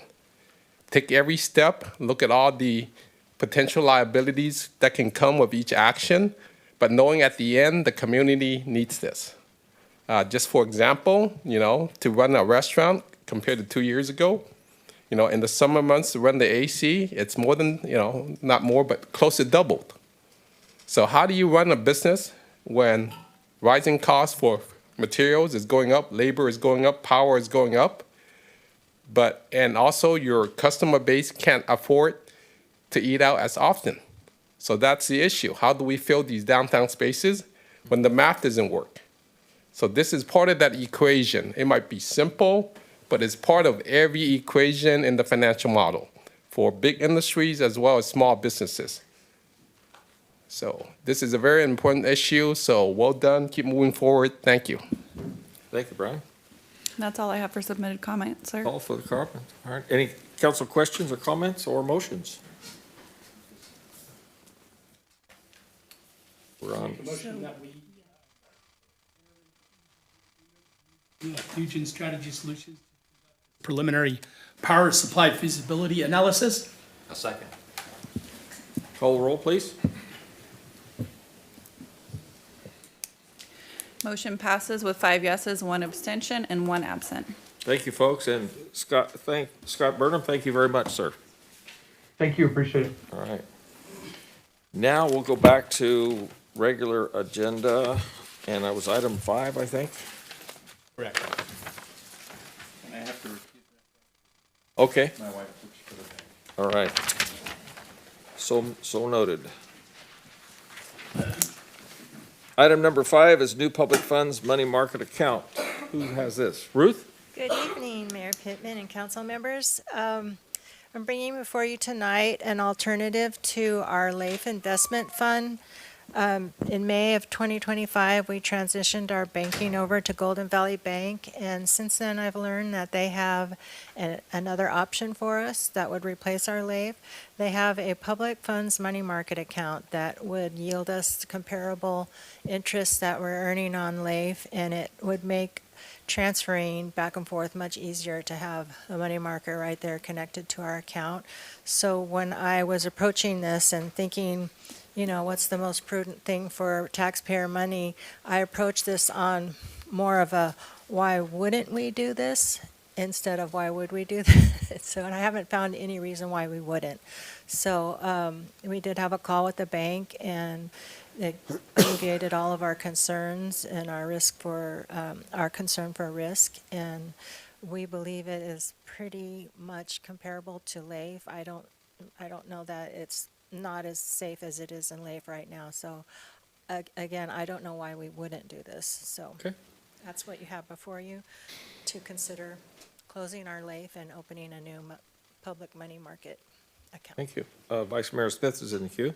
Yeah, I really appreciate you doing this because as I understand it, we had the whole ball of wax with the Mary Prize. So just from a right, am I correct in that? So we have the seat 9 million in CDs and then this additional. So we have 20 million with the Ameriprise, Okay. and we have 25 million with LAIF. Okay, And then so we that keep- still would stay. It's completely separate. Okay. So we're just kind of diversifying. Which is good. And then we have a target of 3 million to keep in our operating account, because we don't want to keep 25 million in our operating account when it's not earning interest. So we try to maximize the interest by keeping it in a money market or a LAIF, an investment account where it is earning interest. Yeah, and it would be good, I think I asked, of course, this isn't completely, here, but the CD that we have with the Mary, it would be great to see how that. Oh, the- yeah, with yeah. the- So you with had the yield requested report. that, and I asked for our representative to come, and he said he's available on the next council meeting. He wasn't Perfect. available Thank you. tonight, but he's scheduled to come in the next meeting. Thanks. Any other questions from council? Do we have any cards on this item? We do not. No cards? I'd entertain a motion from, Make a Go motion ahead. to approve the replacement. I just want to mention our representatives as are here agenda if you had size, all any right? questions. Call the roll, please. Motion passes 5 yeses, 1 recusal, 1 absence. Thank you all. All right, item number 6, street closure procedures. And I need to recuse myself. Okay. Because my employer has me engage in a lot of event. Okay, all right. Stuff, so yeah. All right. Thank you, Stands sir. without reason. Thank you. All right. And Mr. Thompson's back? Oh, all right. Okay. This item before you is a discussion item on some of the components associated with street closure procedures. This issue was raised, probably about 6 months ago when Public Works Director Tim Caber and I were speaking about just the various issues associated with street closures. And over the years, we've had a turnover in staff. And with that, usually there's loss of historical memory, loss of processes if they aren't properly documented. And that's, I think, what we've been encountering here is sometimes street requests would come in, and if you were skilled and familiar with how to close a street, you could use some of the Public Works equipment. You can go and you can close your street yourself. Other events were much more comprehensive, such as a parade, and Public Works would be more engaged and more involved in that. So during our discussion, it was we should be consistent in our processes. The street closure events, as was mentioned earlier this evening, are huge events for this community. They draw a lot of, there's 6 or 7 signature events, there's probably more than that, but they are deemed a community benefit. They bring a lot of draw to the community. And with this, we wanted to make sure we had a clean process in place and we're consistent. And one of the big things was safety. If I were to go out and close a street, I would hope that I wouldn't want to do it myself, ultimately. And I could probably get away with it, get by, but I would prefer someone who's skilled in that and knows how to make sure, dealing with the traffic, dealing with police department, dealing with all the issues associated with closing a street, make sure when it gets closed correctly and safely, and then also when you have all these people in that area, that it remains safe. So I think safety and consistency were 2 of the issues that brought this item forward. We've discussed this item at 2 different executive committee meetings just to try to figure out what the magic bullet here that would work for everything. And ultimately, where we landed was it's costly to close streets. Staff feel that it's appropriate for internal staff to do that from a public safety perspective. But when that happens, you have to have people generally come out on overtime, after hours, on weekends, and you need a couple people, and it takes a couple hours of callback to get things set up and a couple hours to take things down. So there's a cost associated with that. So what we would recommend is, and again, this is for discussion, is consider increasing the cost, the fees for traditional or knock-off street closures, but then direct staff to possibly look for funding for some of the signature events that the community consistently has. And I've listed 6 or 7 of them in the staff report. The idea here isn't to make these events not affordable, but maybe if we can get some grant funding for those events. We, again, as was discussed earlier, I think we should put in an application with the SBF to see if we can also get funding for the labor associated with the events, and also probably for more barricades to make sure the streets are closed safely. And if there's no SBF funding and the council wishes to sponsor those events, that's an option as well. But wanted to get to, after we've had 2 meetings at the executive committee level, we wanted to bring it before the council for more public input and input from the council. And I'm happy to answer any questions. Council questions? Go ahead, Councilman Weber. Yeah, thank you, Mr. Mayor. I know as I scan the audience, I can only imagine how many comment cards we're gonna have, on this item, but, I can see the argument that this should probably be done by, somebody, like our Public Works, some designated, team or whatever to do this, okay? But here's my concern is I think that these events are incredibly wholesome and beneficial for our community. And what I don't want to see is any overburdensome, I don't want a burden to be put on the people that are trying to do the events, okay? And so what's the proposal for the fee? Are you talking like? We have $1,000 is the actual cost. We're not saying that it has to be $1,000, but if you have two folks that are called out, there's a 2-hour callback, it's overtime, you have equipment that's used to set at least 1 or 2 blocks up, maybe more, and then 2 hours to take down. So it's generally going to be about $800 to $1,000 in actual costs.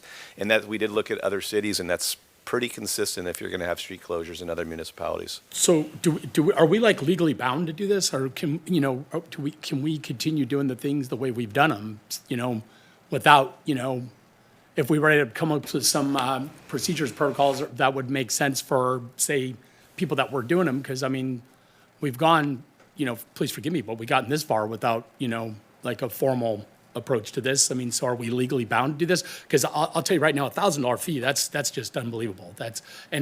You will kill any, if that's what the council desires to do, that'll kill any people from actually trying to do a street closure event, because, a lot of these people are doing it with no money at all, and they're trying to generate, some attention to get downtown or whatever the event may be. So I like $1,000 seems super unreasonable to me. I get it that it would cost staff time, but then if it's going to cost $1,000 in staff time, what's wrong with keeping it the way it was? So I'm not in support of this. I can't wait to see what they have to say, because I know a few of them are here to say some stuff. But I think that if we offer up some direction, like perhaps like, hey, this is what we can expect. I think using some of the SBF funds to buy some of those barricades would probably be reasonable, and then we could partner with various, service groups that we have in the community, of which we're service group rich. We're nonprofit rich. We got a lot of people that we could work with to accommodate this without it being overburdensome to the city and to the end user, which is the people that try to have these events. The legacy events, if we're going to go after SBF funds for legacy events, then I think we should do that for all events then. All of them, unilaterally distribute it. So there's my thoughts on that, but like I said, I'm interested in knowing what the public has to say on this. But I'm not super supportive of this right out the gate, okay? Thank you. Councilman Johnstone? Thank you. So I 100% believe in public safety. I believe that people need to, we need to have people that know what they're doing, do the blockades and do the, this traffic, all that.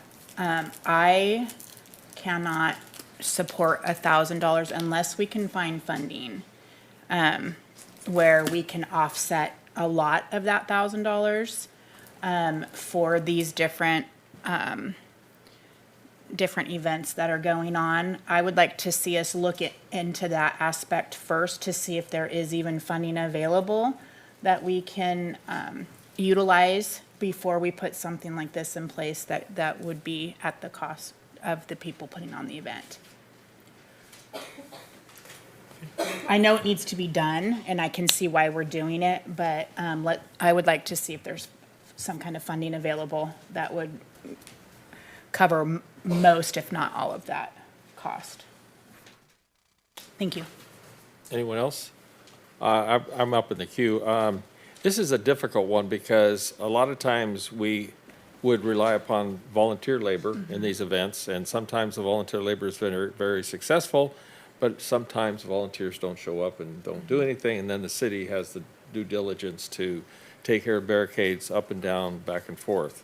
It's a difficult one for a lot of reasons, as everyone's mentioned here. I think that if we could get some funding for the what they call, they use the word legacy events from the SBF would be certainly a great idea. And hopefully if the FERC license is issued, there'll be substantial funding for these kind of activities. And but we still have a difficult time to deal with the events surrounding these special events like parades. And it's also, you know, at the same time, the city has a lot of other expenses with the police department and other folks to be there to attend. And we had an incident last year where someone ran into somebody, or was it the year before? So we have to be extremely careful with this whole process, and we don't want anybody hurt, obviously. But we also don't want to ruin the events. So I'm almost to the point where if they have volunteers to offer at some kind of rate to reduce the cost based upon the ladies from the park mentioned some kind of in-kind fee based upon whatever, if that could help lower that event cost and or find money for this event, for the legacy events, I think both of those are good ideas that may come to bear. I know we struggled with this with the executive committee because it's a tough one. I mean, you don't want to turn any events off, but at the same time you have a real difficulty of time, not just with events, but maintain the barricades and so on and so forth. And I believe we need to buy new barricades. If I remember the discussion, we're way behind that thing. So there's a cost factor to us, to the city, to have more of those. I'm interested in our Public Works Director. Do you have any comments?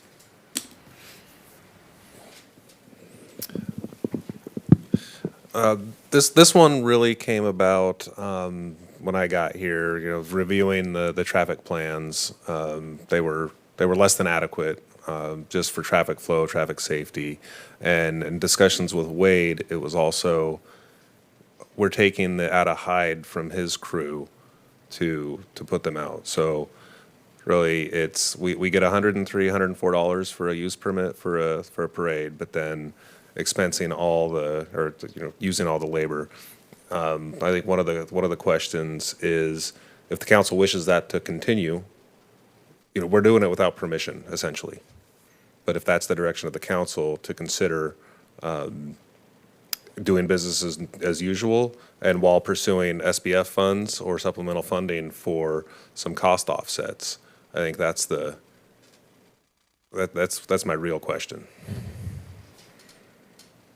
Well, to me, I'd say yes. I mean, the SBF is a great opportunity as it's supposed to, encourage economic development of the community. I think it's a great grant offering in that process. I don't know what the rest of the council feels. Do we have some cards? We do. Oh, well, let's get to the cards. We have 8 speaker cards on this Okay. item. Well, thank you. So we will begin with Cindy Daniluk, follow that with Josh McQuarrie. Cindy.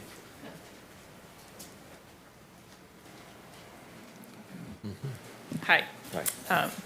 I'm Cindy Daniluk, the Executive Director of the State Theater Arts Guild and the Oroville State Theater.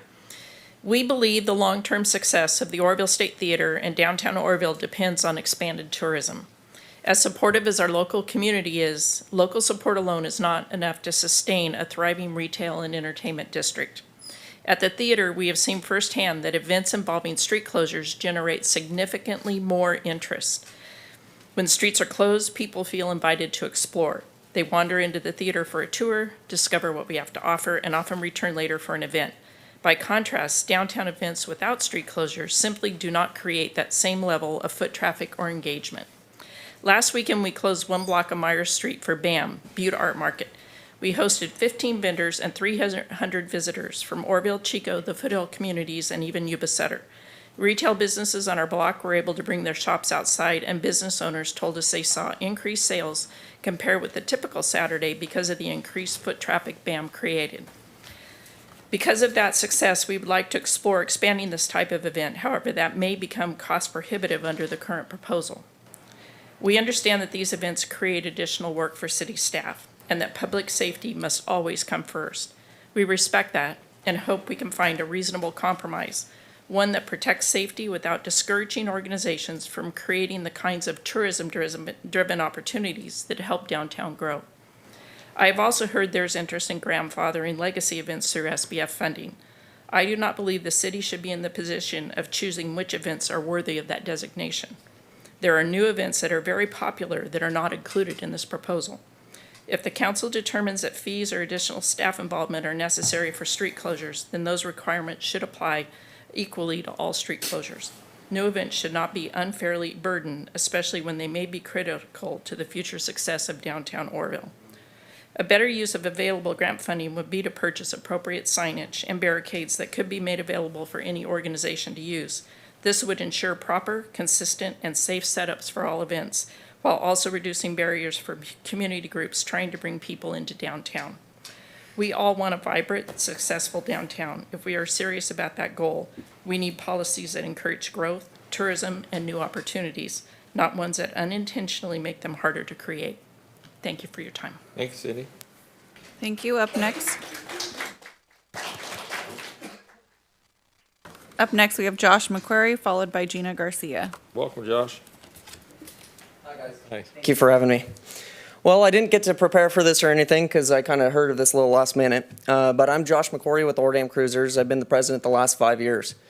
I came into this when the last organization, when they pre-COVID, right there in COVID, they decided to disband the Ordam Cruisers and stop doing events. So as I came in, we weren't really wanting to do any events or anything like that because we had such a difficult time dealing with the city previous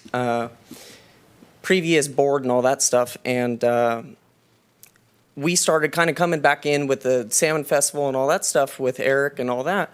And it's been really easy to grow. We've been growing back up to pre-COVID. We were 1,000 cars with our event. We were getting people as far as Kansas City and stuff like that just for a single day car show.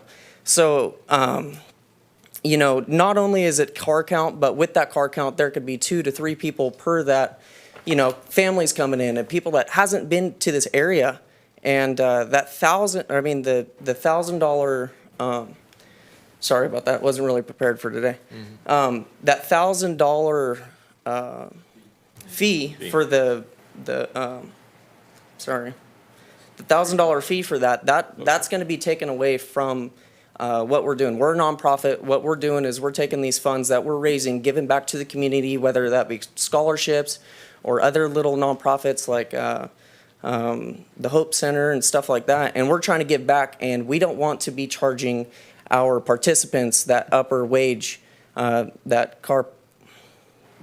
entry count, because we're wanting to be able to give back as much as we can and not have to charge the consumer as they come into our event. Not only are we doing the car show, which is been around a long time, but we're also doing the Friday show and strolls. That's going to be through June through October.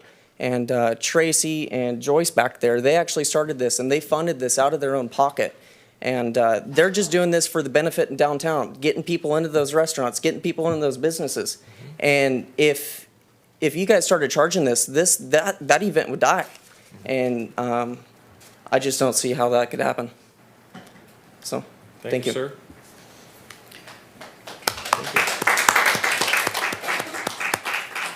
Thank you. Up next, we have Gina Garcia, followed by John Zilich.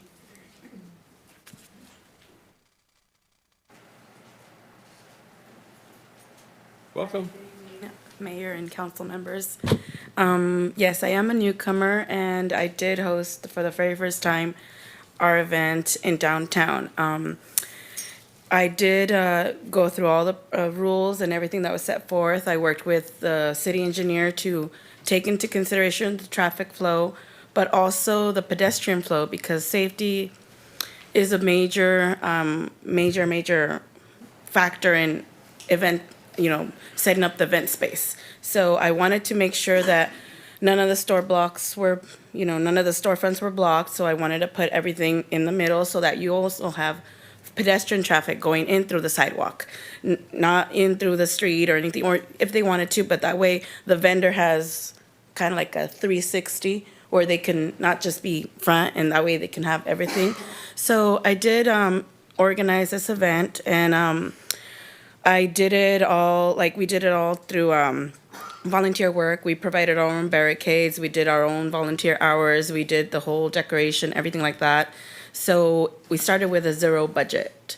and then we started from there. So if there was to be a price for, you know, all of that, it would hurt us because we don't want to do any ticketed events. We want to do free family events. Otherwise, we would have to start charging the, you know, not only the participants, but all the entrants. And I don't see how that's gonna be more of a positive, where if you're gonna be charging, you know, people to come to your event. And the first one, you know, I really do plan to make more of those. And, you know, it was a success, and it brought a lot of people downtown. I did stop counting at 700, so it was a lot of people, and we're really blessed and grateful that it was a lot of people participated and enjoyed it. And so we are working now on the next one. And if you have, for example, one event that takes like half a street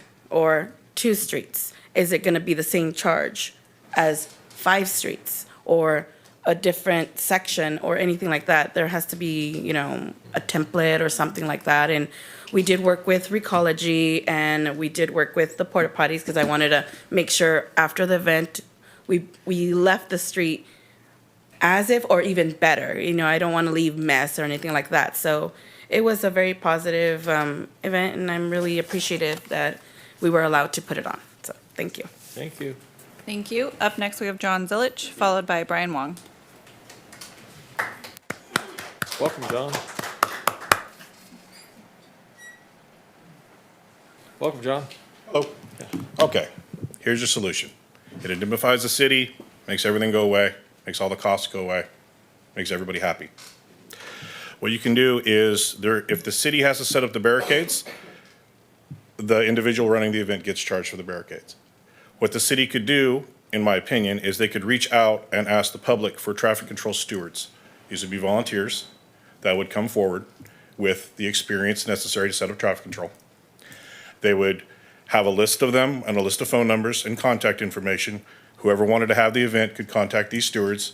If they can work with their schedule, then they come out, they go to the city yard, they pick up the barricades, they set them up, they return them. The number of barricades is counted, a dollar value amount, which are about $100 for a type 3 with a sign on it. So if a barricade gets damaged, that's the responsibility of the person with the event. They have to sign their life away on it. If somebody runs over a barricade, if the traffic guy damages one, they have to replace it. It's part of the risk in there. But this would allow the event, especially like your First Friday events, your show and strolls, Dia de los Muertos, things like that, it would allow them to proceed at no cost, and no cost really to the city, other than just loaning out the barricades to a qualified personnel. I'm not talking about just anybody, they can't just put down a name. But I will go on a limb here, as I am behind probably about 50% of the events in this town. I will go on a limb here, and I will put my name as the traffic control supervisor for any event that I'm involved with. I have 30 years of experience. I'm qualified through Caltrans. I can handle traffic control. It's setting up 8 barricades and tearing down 8 barricades. A lot of people don't understand the costs, and I'm just going to explain that real quick for the public. If somebody comes in on a Saturday, there's public works rules on how many hours you have to pay them. I understand that because today I had 4 traffic control crews on 5 jobs. Totally get the costs. And you have to pay these workers a certain amount of hours that they have to come and do a certain amount of things. It might take them 30 minutes, they get 2 hours of pay. That's just how it works in the public sector. So if you have qualified volunteers that will show up and do the work, it's just a traffic control steward program. It'd be that easy. And I think our city attorney, I think Dave could help pencil it out where it would indemnify the city and everything would be signed off. And I think that would take care of it. So that's really all I have. Neat idea. Thank you, sir. Yeah, thank you.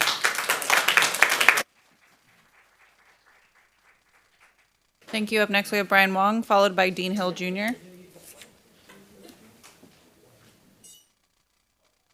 Welcome again, Brian. Yeah, yes. This is a very important topic for downtown. And if you look at street closures, it's mainly held by nonprofit organizations. There's not an organization that I can think of that shuts down the streets for profit. So it's mainly for nonprofits, doing like great events, raising money for scholarships and other great deeds.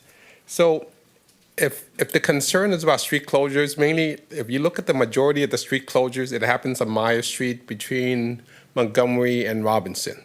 So we have a standard template that defines traffic flow and we close it. And so then whoever does the events, they don't have to go in and submit a new application each time. So then it's predefined because that's where the majority of the closure happens.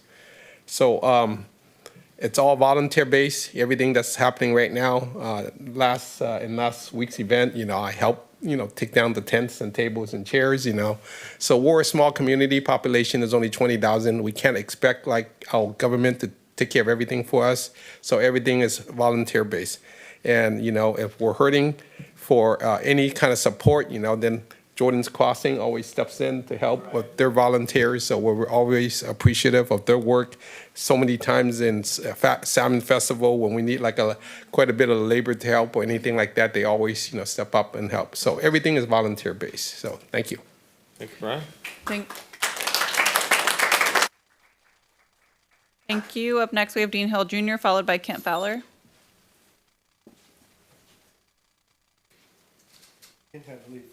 Thank you. Welcome, Dean. Hello. Oh. There you go. There we go. You're good. Hello, Dean Hill, Exchange Club of Oroville.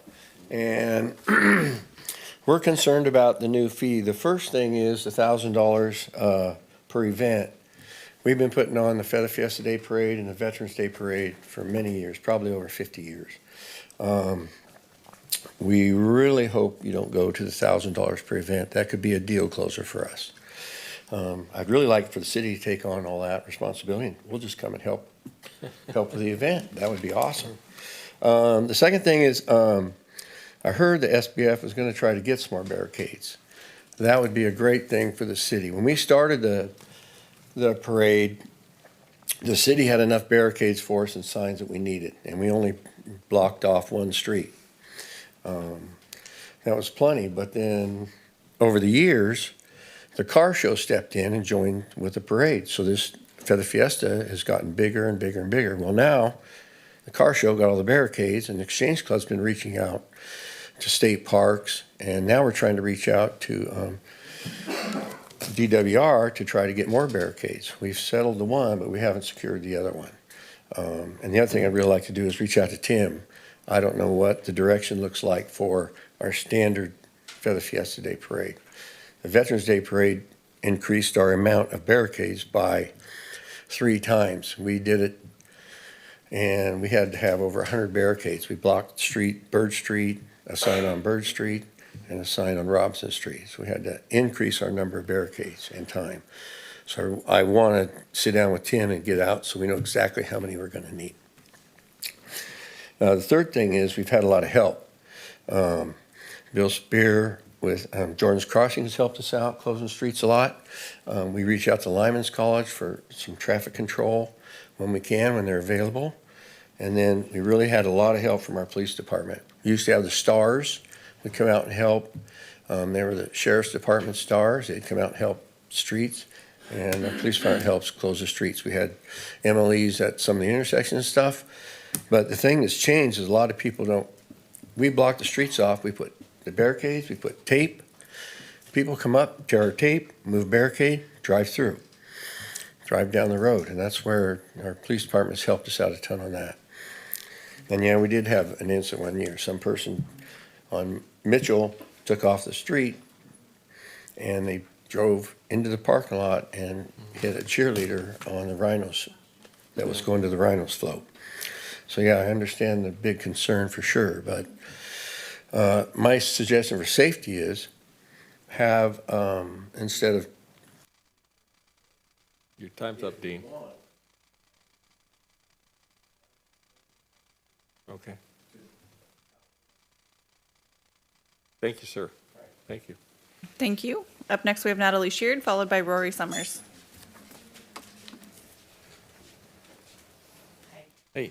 I'm the president of the Downtown Business Association, and we love events, all types of events. When people come downtown, they spend money in the shops and they eat at our restaurants, and that is vital. My question is, can we figure out how much sales tax increases, especially due to some of the really large events? I have a feeling that we already have the income coming in to cover these permit costs because so much money is generated when we have these events. The other question that I have is, do we actually have a problem here? Have we ever had a safety issue? I don't know. I've been paying attention for 7 years, and every event just seems to be well done, beautiful, and extremely safe. I also say I wouldn't recommend using the SBF funds because these costs of doing these events is going to be every single year, and that just seems like not a very sustainable use of those funds. I also want to say that the people, as you can tell, who run events are people who love to assume responsibility. They're extremely talented and creative. Put more burden on them that maybe the work that staff is doing, let them take on some of that responsibility. They care about the event and they'll do a great job. So just for the record, like everyone else, we're not for this increase. Thanks. Thank you. Thank you. Up next, we have Rory Summers. Welcome, Rory. Hi. Thank you for letting me talk. I want to say Cindy said was spot on. I think I do enjoy all of the events that we have. I think raising it to $1,000 would absolutely kill a lot of the events. I just think that the events do draw, I also agree with Natalie, they draw a lot of tax money that's coming into Oroville, because I know that when you put events on, the people are coming onto the sidewalks and they are coming into our stores, which is generating sales. And I am going to now be a business owner for 2 establishments, and that's going to bring in a lot of sales. So bad idea to do $1,000. Good idea to have more events. I don't know how you're going to get the money, but we're going to have to figure out a way. Thank you. Mr. Mayor. Any more cards? That's all I have. All right. Councilman Thompson's in the queue. Yeah, I echo the sentiments of everybody that came forward. I think it's a great idea, John. If there's a way, I'm not sure in regards to the legalities of that, but my wife and I went down to the event this last weekend. It was great. I think more events downtown draw more people, and we want more activity in our downtown. It's what we're all pushing for, and so whatever way we can do to lighten the load with staff, with John's idea, I think it's a good idea, and promote more activity in our downtown. So, good job. Thanks for coming. Councilman Reynolds is in the queue. Thank you, Mr. Mayor. Yeah, absolutely. And listening to all of you, you touched on all of the points that I wanted to touch on. And we have a very dedicated group of people in this town, and proud to be a part of it. But yeah, this idea is what we call a deal killer. And you're going to see a lot less activity in town if this was to go through.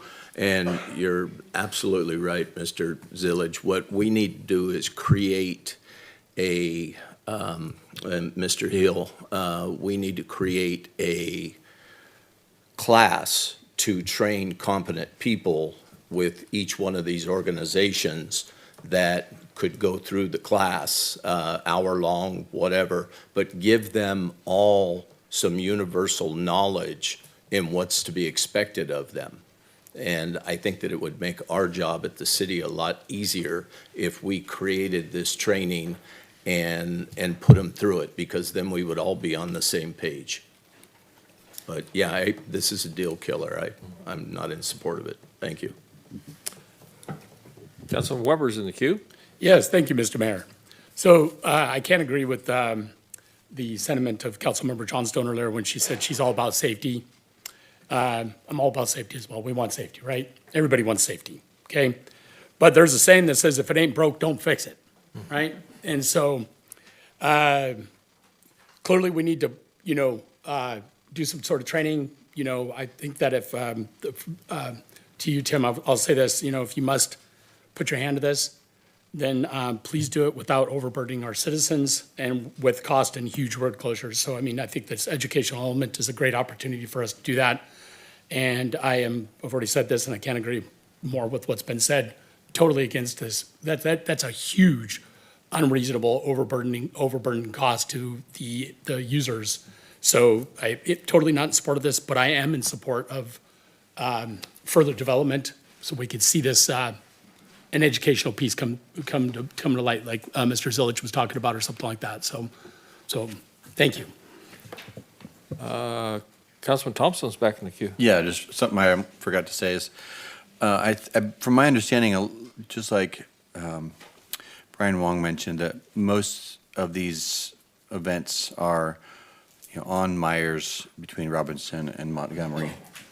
And if there's a way potentially to alleviate some of the travel of some of these road closure signs, if we can just have a spot downtown that we could store, I heard 8, instead of going all the way over to Courtyard. If there's, most of the events are downtown, I'm sure one of the businesses has potentially a spot that could store 8 of those that would help just with a lot of the events that are just that little zone.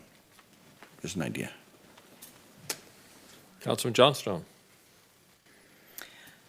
Thank you. I'm in 100% agreement with John's suggestion about education, about creating some kind of a traffic crew that can volunteer their time. I think we need probably more with, like, when the car show comes around and stuff, we need more than just the 8.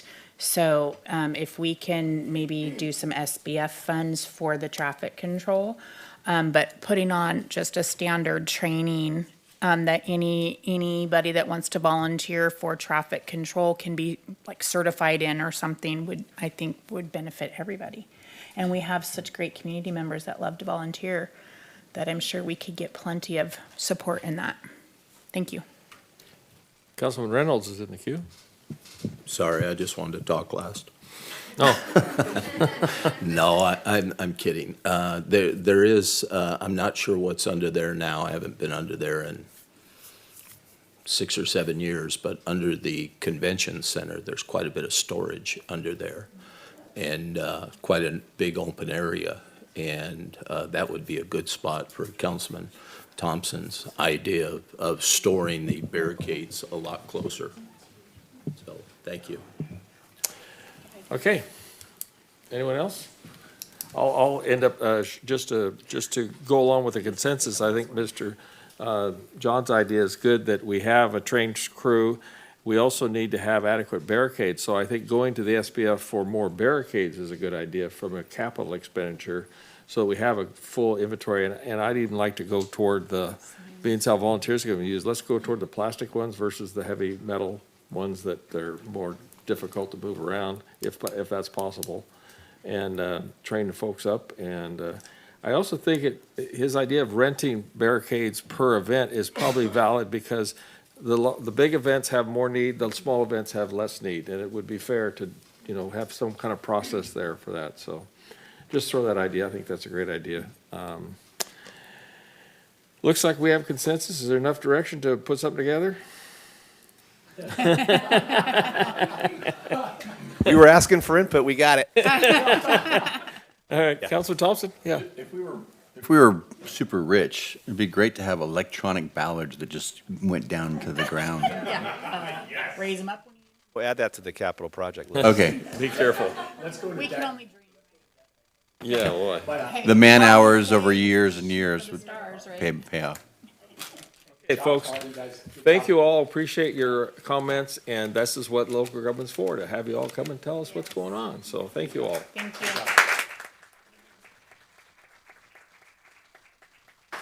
Item number 7, next up. Who is this one? Patrick? Shall we take a 5-minute break? I'm looking at it. Yep, we need a 5-minute break, so. I need to stretch. We'll come back in at 7 o'clock. All right? 10-minute break. Yep, 10.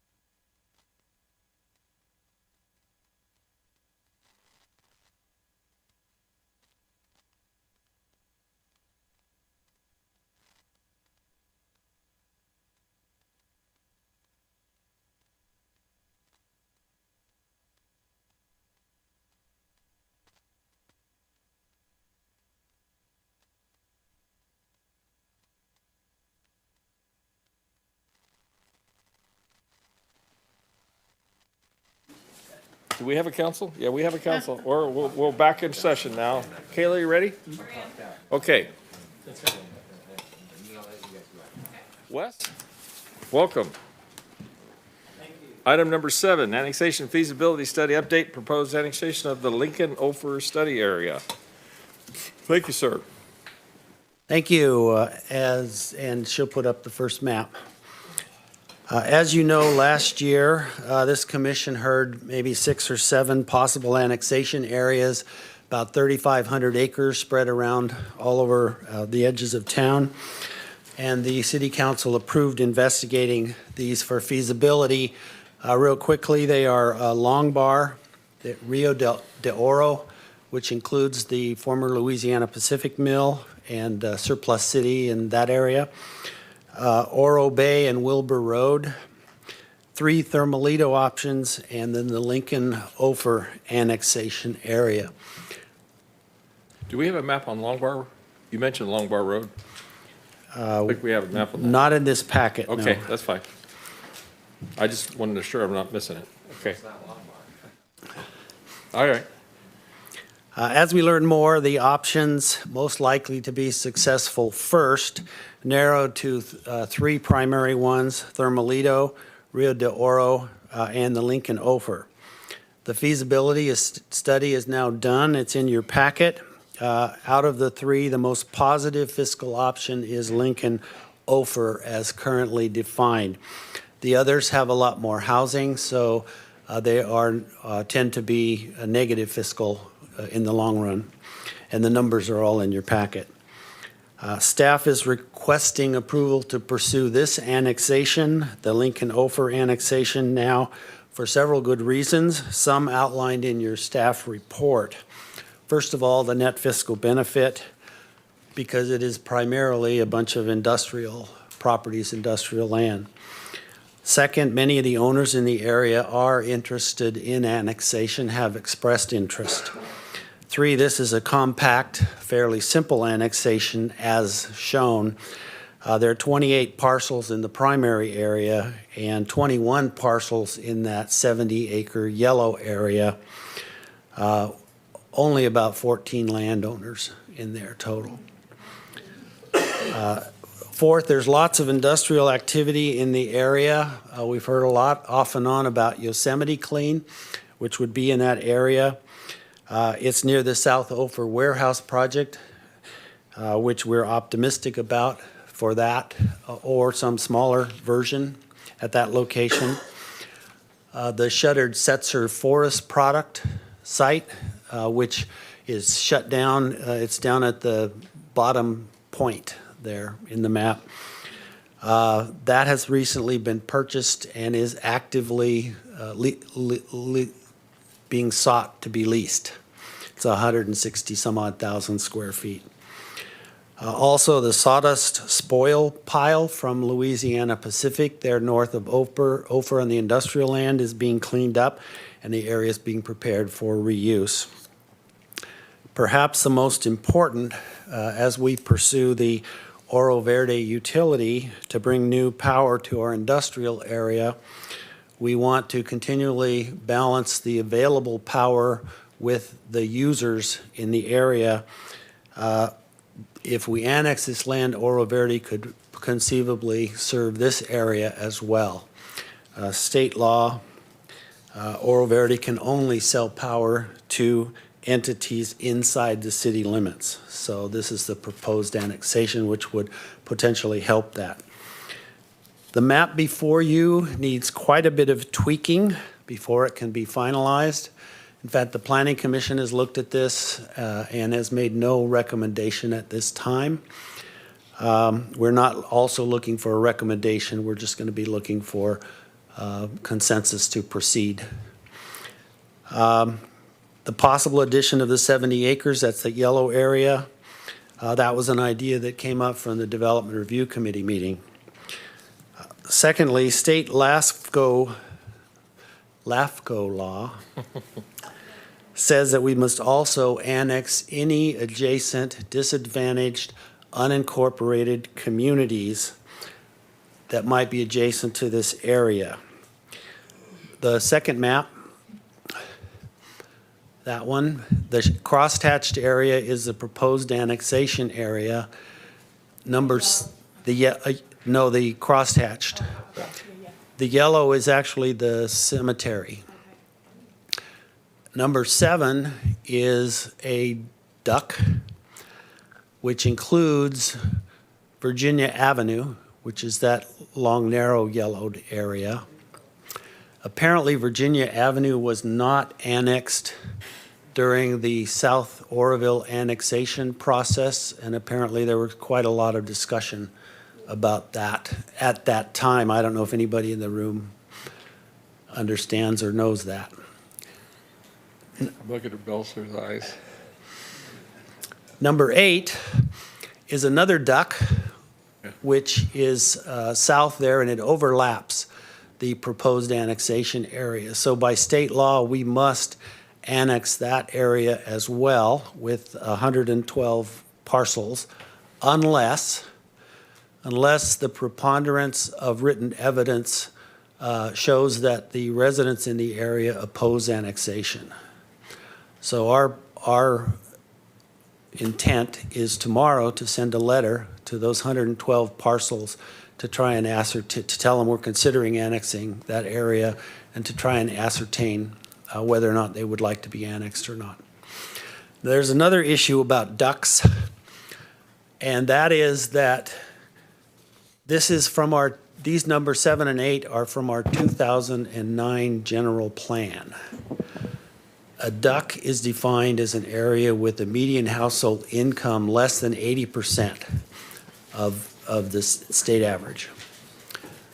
If you look at 2019 and later data, every single household within 2 miles of this proposed annexation area is in the duck. So we do have to negotiate, we have to talk to various folks, and we have to figure out exactly what LAFCO and what the county would want us to annex, and what we would be willing to annex. The next map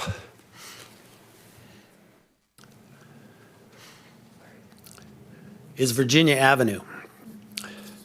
We have heard informally from the county via Supervisor Connolly, whose district this is, that he would like us to annex Virginia Avenue and this area here.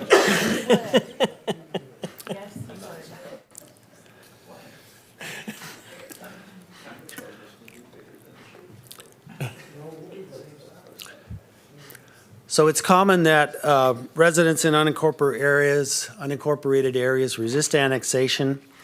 Hopefully, we'll send the letter out to those in the south, and that's the 4th map there. That goes down to our bottom of our planning area, down to Messina. Is that the Messina or just past it? That's actually all the way past Messina to, I think it's North Villa. That's correct, you're right, North Villa, all the way down there. And there's a couple of industrial parcels, there's a mobile home park, and there's a lot of rural residences down in that area. So we'd be sending letters to them. Lastly, we will need to pre-zone the land. If you go to the first map, Kayla.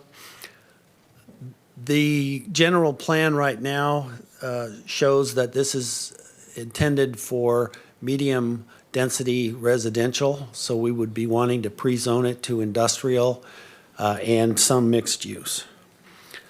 So staff is seeking comments. Any questions? We're hoping to get permission to proceed.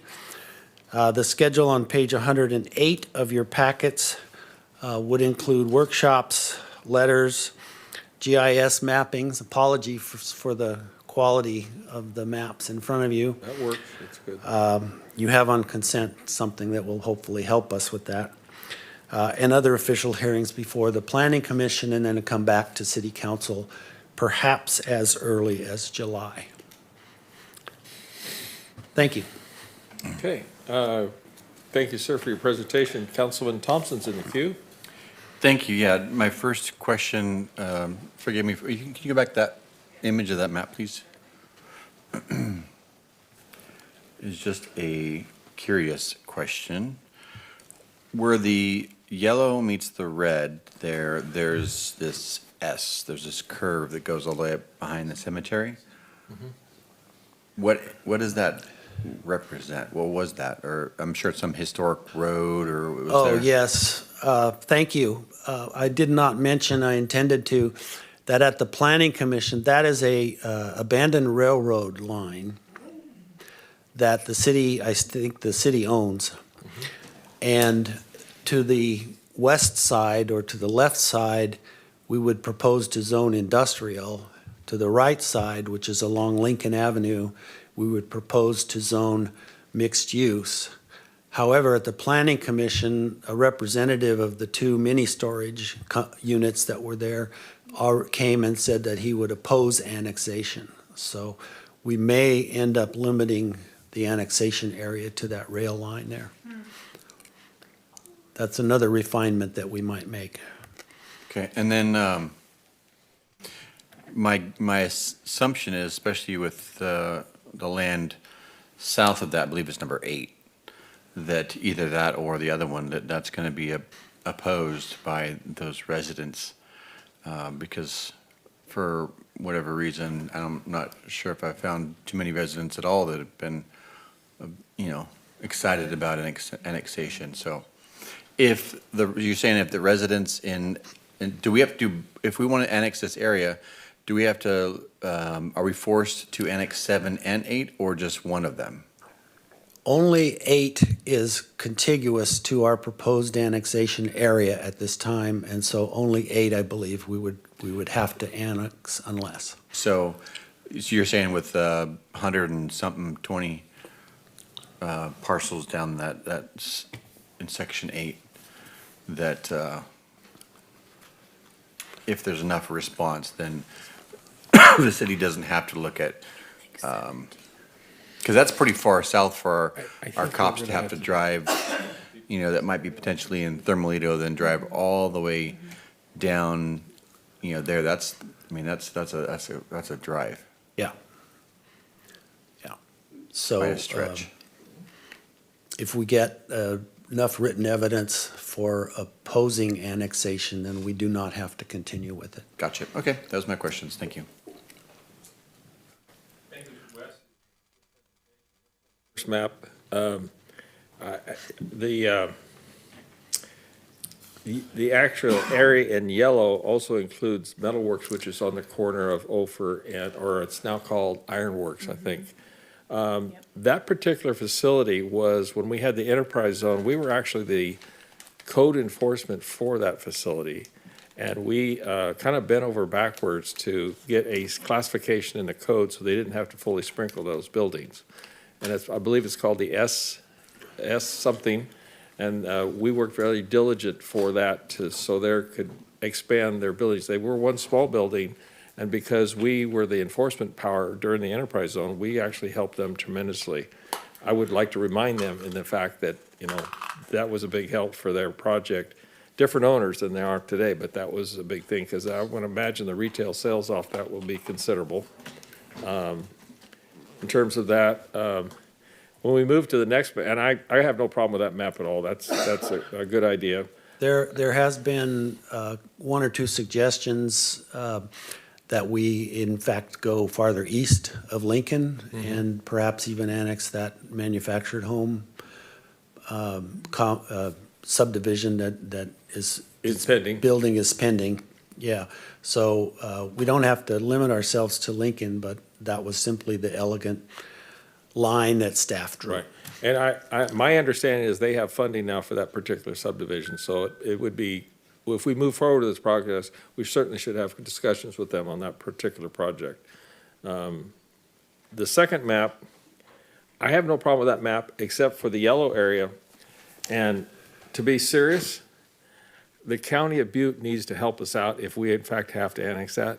And I'm talking at least $500,000 to $1 million a year, so that we bump up our code enforcement and law enforcement services to handle that particular problem that they're going to drop on us. Yeah, so as we move forward with that, I'm going to suggest that our staff have good conversations with the county on that issue because we're relieving them of a huge problem and we need something to compensate us for us. And I don't care if they want to do it for 10 years, 20 years, or forever, or some period of time. We need to have a serious conversation that the county's going to help us out. Okay. We have started, I talked to Shannon Costa this morning about this as well as other things, and she'll be helping us Okay. mediate and work this And then out. she works for LAFCO, right? She is the new LAFCO, LAFCO all right. Executive Director. I mean, that, the only person that's going to fix that is the city of Oroville. I mean, and I know Virginia very well, but I will tell you that the real opportunity here is Stump Field. Stump Field has got a huge potential to be a great residential complex, and it has great viewing lots. Right now, it is a detriment, it is a pain, it's a dangerous area. Just to say, I'm looking at the guys, and so, yeah, you don't go there, you don't go out there in the middle of the night without one person, you go together, so. But down the road, that has a huge potential for new subdivisions. It really does. It's sitting there right between all the infrastructure. The roads lead up to it, and they just stop. I don't know who the owner is currently, but there is a potential for more market rate homes. And that is the other draw that I see in this process, but the county's got to help us out on Virginia. I'm sorry, that just has to happen. And that Stump Field would be the land adjacent to the south edge of Both- South Side. Yeah, a good part of 7 would be a large part of that. Yeah, okay. That's all I have to say. I say move forward and also break down a real detailed analysis on a per residential cost difference in city, in county, Yeah. and a commercial basis. I mean, the facts and figures need to be known, because I think when they see the facts and figures, I mean, it makes a lot of sense. Everyone that we've annexed on a residential basis has never gotten out of the city. And they finally realize, it's not a bad deal. And I'll just be upfront and say that I'm kind of tired of folks in the county wearing out our roads and not paying for it. So that's my point. Councilman Reynolds, thank you, sir. Yes, sir, thank you. I think it'd be prudent to ask the chief and code enforcement what their closest estimated cost would be, because I don't think $500,000 is close to what we need from the county. When the city took over South Oroville in 2015, I believe it was, there's $275,000 in taxes that are collected from South Oroville, and they use $1.6 million in city services per annum. So we couldn't afford to do it then, and it drove the city almost into bankruptcy. And that's why Measure U was required. We can't go back to the taxpayers anymore for any more increases. We need to be prudent in our negotiations. The time is now to negotiate. Do not take possession and try and negotiate. You won't get a thing. I've negotiated with them. We've always got paid up front. The legacy of the South Oroville annexation still Yes, here. sir. I'm well aware. Thank you. Okay, any other questions, comments? Do we have any cards? Do you have enough direction? Yes, sir, thank you. All right, folks, thank you, sir. Item number 8, Amy, Affordable Housing and Sustainable Communities Grant Application for Nelson Point Apartments. Yes, good evening, Mayor Pittman and council members. Staff is requesting council support an affordable housing and sustainable community application to develop the 72-unit Nelson Point Apartments. To qualify for the AHSC funding, the project must include infrastructure improvements that enhance transit accessibility, strengthen connections, and key neighborhood destinations.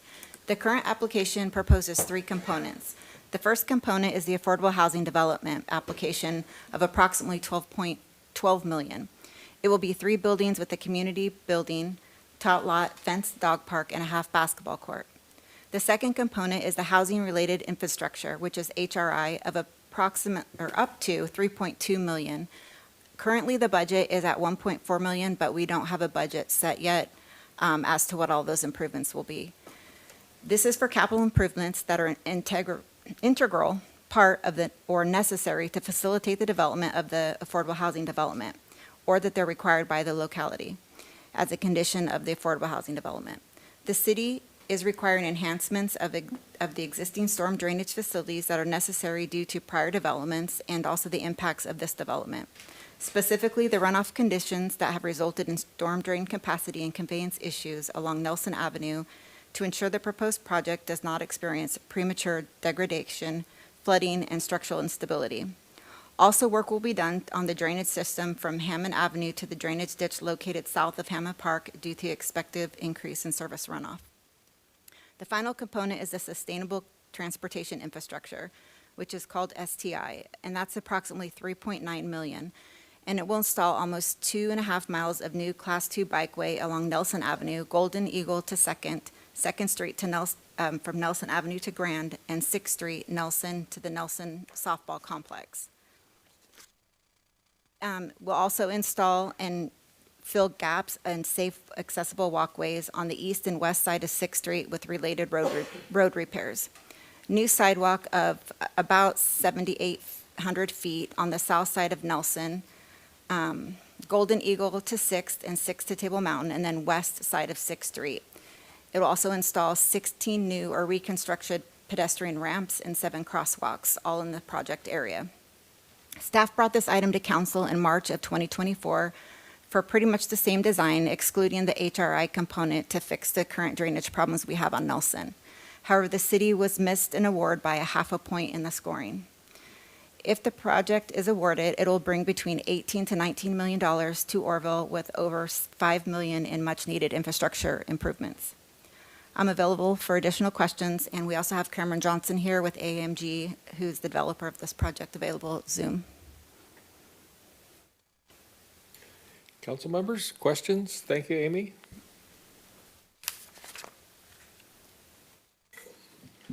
I'll speak to one thing. The question of need, Amy, do you have some numbers on that particular issue? Sure. I know a lot of the time it comes up with about affordable housing and the need for it. And although we did reach our state mandated RENA numbers for low-income housing, I reached out to Riverbend Apartments, the developer, and they were able to tell me that they currently have over 350 people on the waiting list for both the 2 and 3 bedroom apartments at Riverbend 1 and 2. I also know that the Housing Authority collects data, and the mayor might have some more information that he can share with that. Yeah, I do. I think this project, personally, I think is a good deal for the city, but I also wanted to share with you, I just got the numbers actually when the meeting started here from electronically, but the public housing waiting list at the Housing Authority County of Butte is 1,998 on the waiting list for any apartments within Butte County area. And that waiting list has an average 6-month waiting time to actually see one. Also in the ADA category waiting list, and this is for Oroville, this is just specific for Oroville, 370 for ADA on that waiting list. And then the occupancy rate of the existing apartments, affordable apartments that are in Oroville is running between 96.9 to 100% occupancy. And Section 8, there's a wait list also of 1,501 people waiting for Section 8. So I just want to just let you know the need is there. I think, just from my perspective, this is probably the last real estate in Oroville that we can fit affordable housing. And that particular property doesn't really have any other purpose than these apartments. And if I'm correct, the owner of the property has the by right to build them anyway. I think if we get this grant to help us with the infrastructure, it's a kind of a win-win on both categories. But I just wanted to share with you, those are numbers from the Housing Authority as of 5 o'clock tonight. Any other, we have any comments on this one? No, we do not. All right. What's the pleasure of the council? I'll make a motion to approve the letter. Do I hear a second? Call roll, please. Motion passes 6 yeses, 1 absent. I do have a question. Sure. Apartments that we have up there now, Riverbend? Yes, Do you want this up? yeah. Add some other. Olive Crest, olive Branch. Olive Branch, yeah. So just out of curiosity.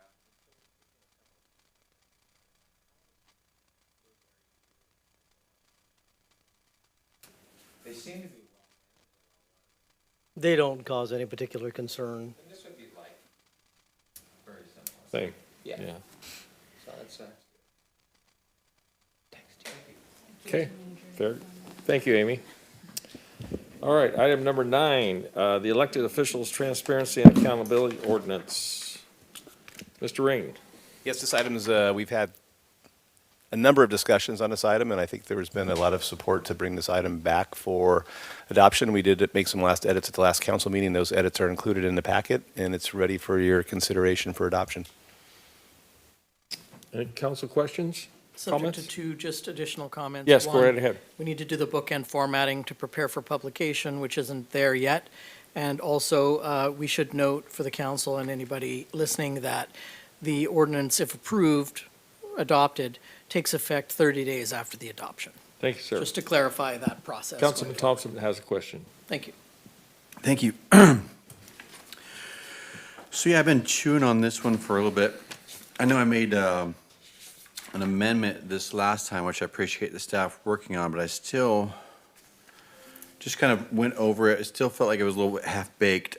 So I brought forward, I have some recommendations to kind of finalize this thing, because as a council, anything we bring forward in regards to this, it needs to make sure that it's presented well and just doesn't have holes or could be used future by other councils, obviously not this council, but other councils that might misuse this or use it as a politicized kind of a weapon towards each other. So I prepared a little speech. I won't keep you too long. I want to start by saying I support transparency and accountability. It's not a question for me. The question is whether or not we're adopting a clear, necessary, and actually improves how we govern. As I've reviewed the ordinance in our packet, I see several areas where the intent is good, but the execution still needs a tiny bit more tightening. First, in the section requiring disclosure of substantive council member communication, the word substantive is not defined, which is a problem, because right now one person's routine conversation could be interpreted by somebody else as something that could or should have been disclosed. So if we're going to keep that section, I would propose either clearly define substantive communication as something intended to influence a pending decision outside of a public meeting. So just the definition there. Or simplify it altogether and rely on the existing Brown Act standards, which already govern improper communication. The second section dealing with interaction with staff ordinances, this ordinance uses terms like pressure, influence, and improper directive, but those terms are not defined anywhere in the document. That creates ambiguity, and ambiguity in policy leads to inconsistent application. So I would suggest we tighten up that section to do something much clearer and enforceable, such as stating simply that individual council members may not direct staff to take action unless authorized by a majority of the council, and removing the more subjective language around pressure and influence. Third, regarding the anonymous reporting process, I understand the desire to protect staff, and that matters, but as written, anonymous complaints can be forwarded and potentially escalated without a clearly defined threshold for evidence and verification. So I would propose adding language that requires specific verifiable facts before a complaint proceeds and independent confirmation before any action is taken. Fourth, and this is the most significant issue for me, The ordinance establishes potential consequences like censure, loss of committee assignments, and the actual procedures for investigating and adjudicating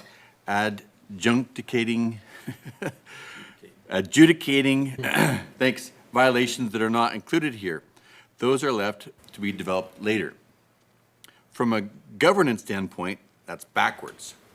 Before we adopt enforcement authority, so again, before we adopt enforcement authority, we should clearly define who investigates, what standard of proof is, what due process protections exist.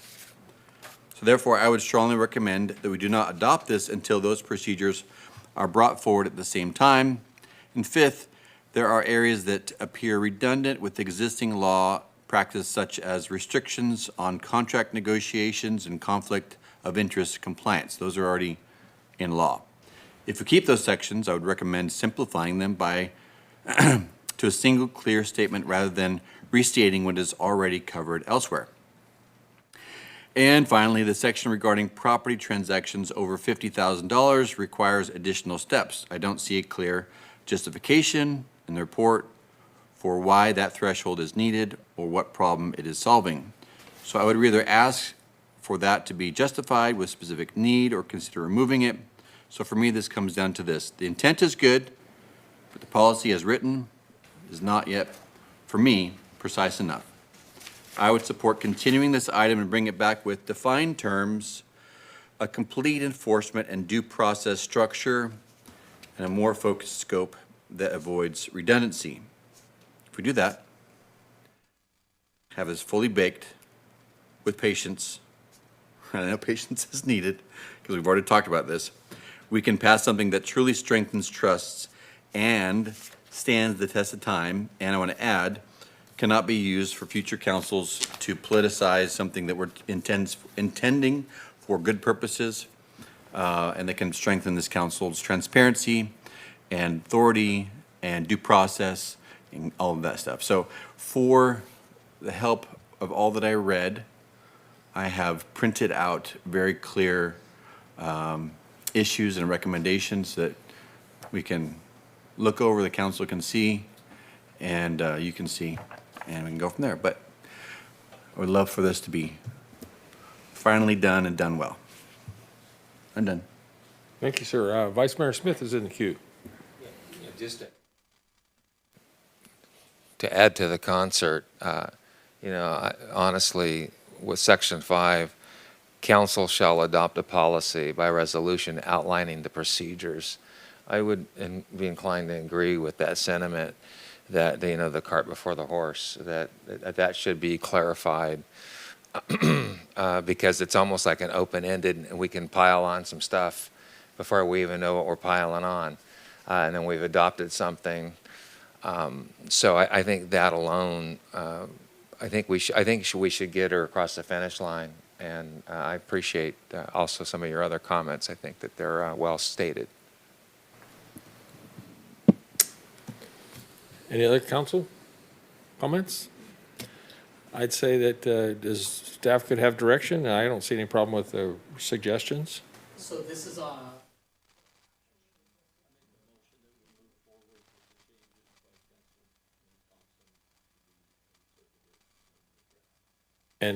And you have those written down and ready? Yeah, Okay. I printed them all Okay. out and with clearly Okay. defined, because I'm not opposed to this. I just wanted to make sure it's done well. Sure, got it.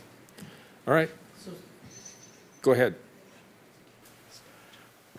So the motion as it stands, before it gets a second, I'll just outline what that means.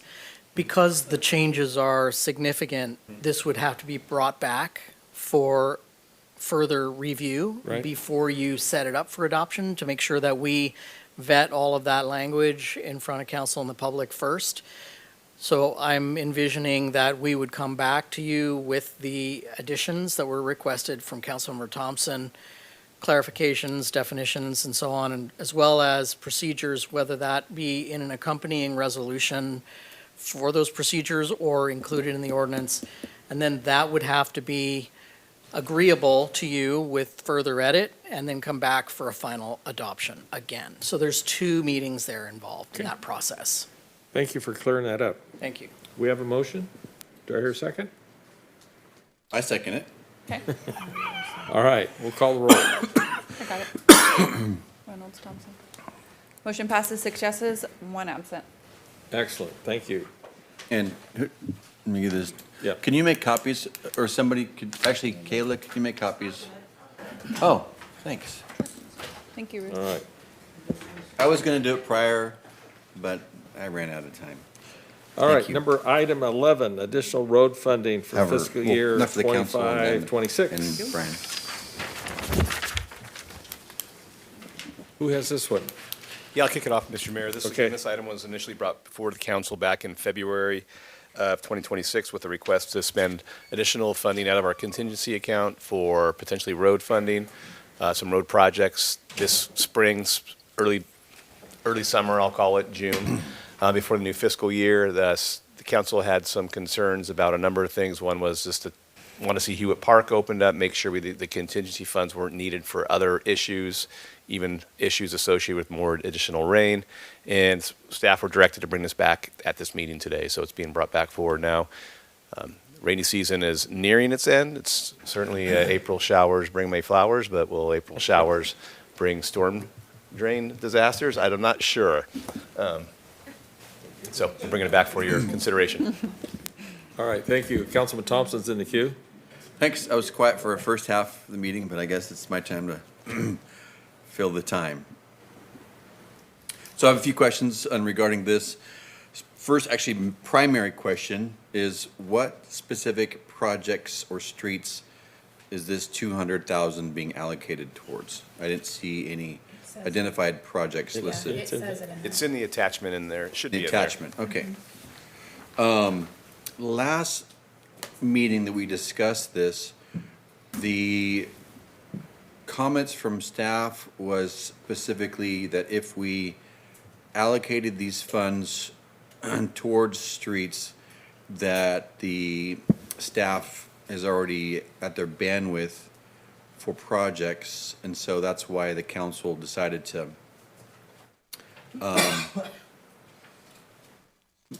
not approve it.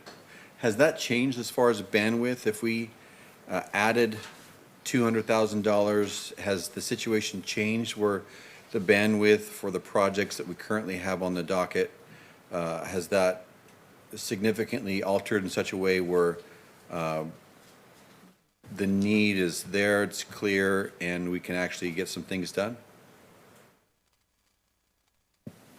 We could execute these funds if they were allocated. So can I ask, because again, last time, the reason why we voted against it was that it was different. So what changed or what differences between the last one and this one? I don't recall that it was project impacting so much as it was getting through the rainy season. That's what I recall. Yeah, that's correct. Okay. That and Hewitt Park finish. Okay.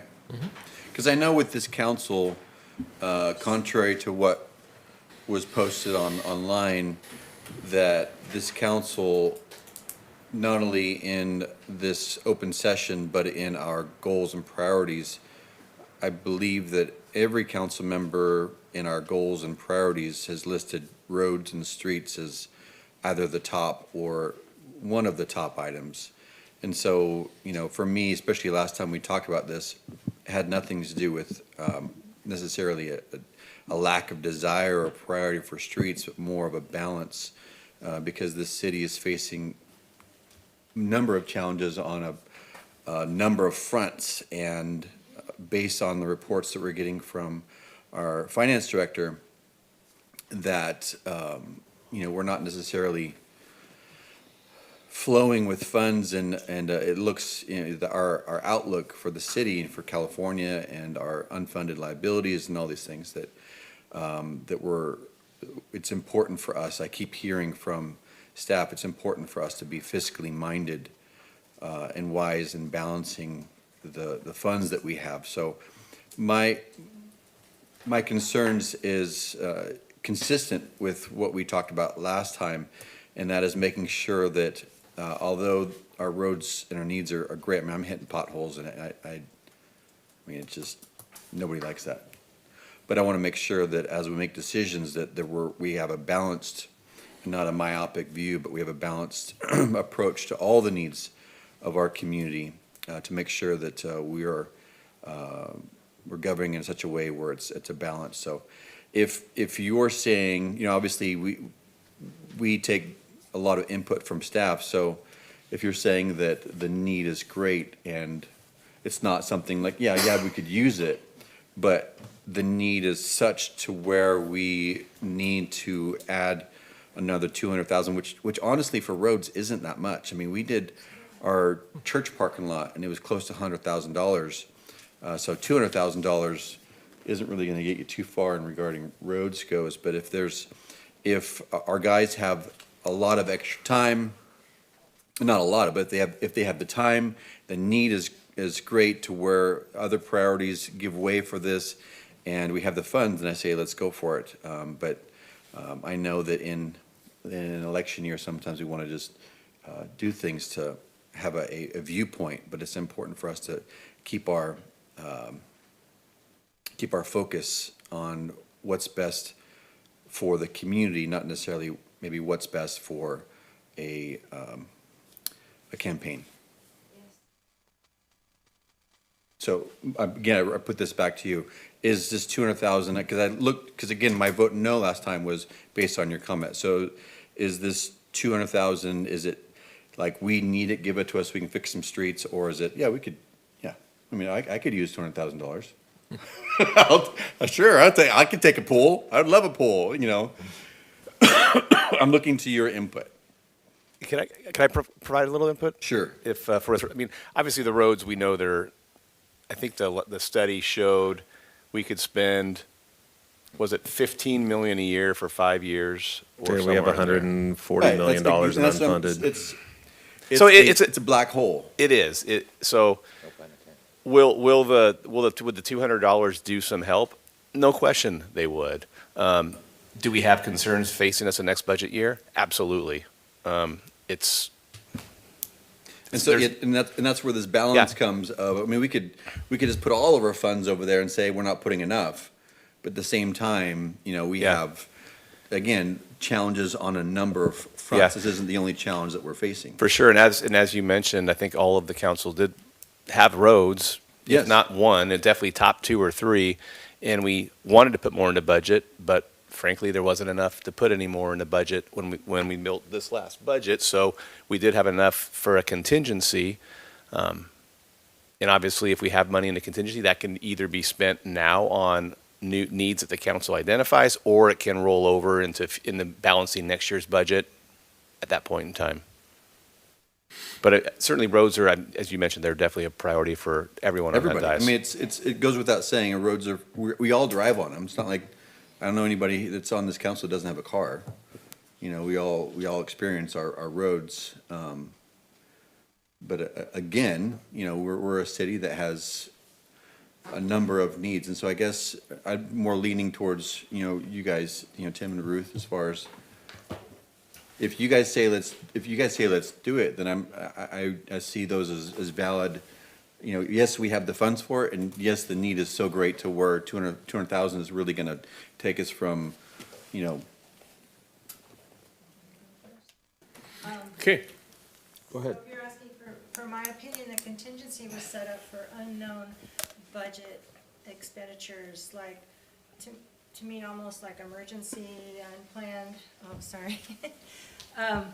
So for example, in finance department, we took on a lot of water, and we've been taking on water for several years, and so finally this year, we tore the cabinets down and found black mold, and we don't know how much that's gonna cost. To me, that contingency fund was for things like that. So we've also used it when our storm drains failed, and at any time, we can have these unknown costs. And so for me, $200,000 to roads is pretty unorthodox that I've seen since I've been here, because usually it's Public Works saying, hey, we're at the end of our budget season, we have time to do stuff, can we have $200,000?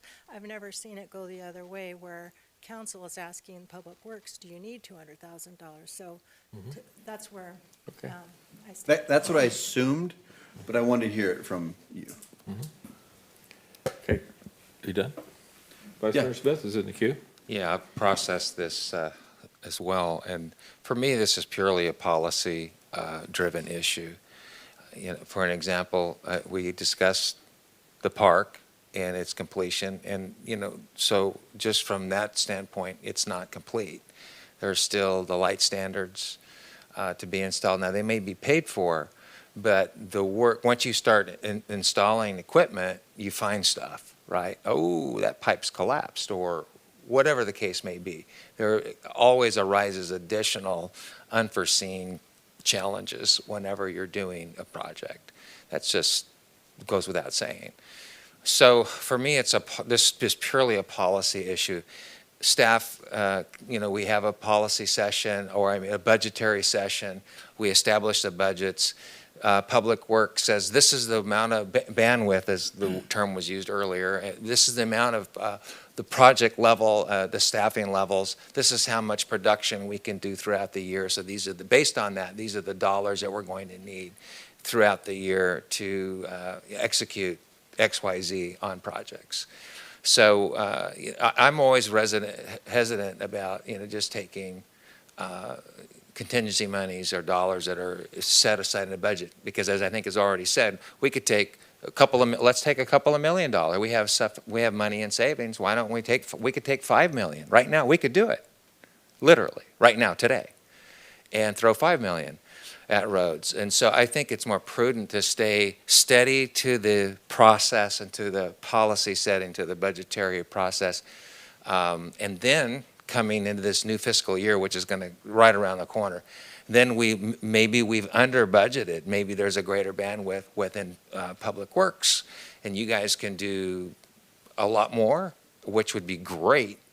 Or we have additional work that we can toss as some contractors that fit within the parameters, where we're not triggering, you know, bigger projects. And we've all had that discussion, right, with engineering. The bigger the project, there's these triggers to get, you know, more done. So I would be more inclined to come, again, so I'm like Councilman Thompson here, in that I'm looking to you and this staff and saying, you know, okay, if you have these additional dollars, are these dollars that you can execute now, and to the bigger picture, appropriately setting the budget to accomplish all the work that you feel that you need. And we still have a material deficit running, right? I believe moving into the future, we are in a decline. We have less coming in and we're spending already. And so that's why I feel that this really needs to be ground through that budgetary process, you know, to look at the whole picture so that we have a good understanding of what we're doing as well. And so I think it's important for the process that it's worked through. Anyway, I'm said enough. Thank you. Thank you, sir. You know, this account, the contingency account, was developed to appropriate funding for unanticipated items that come through as a fiscal year that were not included in the adopted budget. I have no problem putting this dollar amount on needed items that we have for Public Works. But today, I'm looking at a problem at the Hewitt Park, and there's a suggestion about the police department having a special park patrol. I'm willing to put $50,000 of this amount to the police department to let the police chief come up with a plan to really enforce everything we need to enforce at that park, to really stand up and say, yeah, this is the way it's going to be. These are the rules. We expect them. And I don't care how the police chief finds a way to do it. I know he's going to try to utilize existing resources, and I appreciate that, but his budget did not have any planning for this item at all. And I know that's what happened. So consequently, we have an unanticipated item here. And if, I'm pulling a number out of my hat. Maybe he has a different suggestion, or I didn't even ask him about this beforehand, but I think for this council now would be a really strong statement to say, we're going to be serious about it. We're going to let the police department do a job there. And I don't care how you fight it. If he needs to hire private security, or if he needs to hire and overtime more people in his department to be there, to be a true park patrol, That's what I look forward to, because this is unanticipated.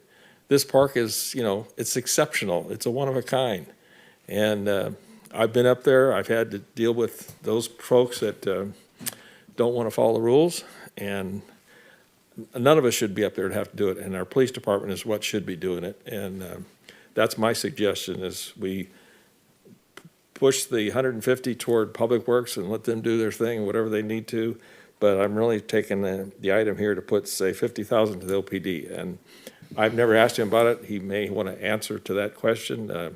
I'm sure if you got this amount, you could probably do a better job, or a different job that you hadn't planned for.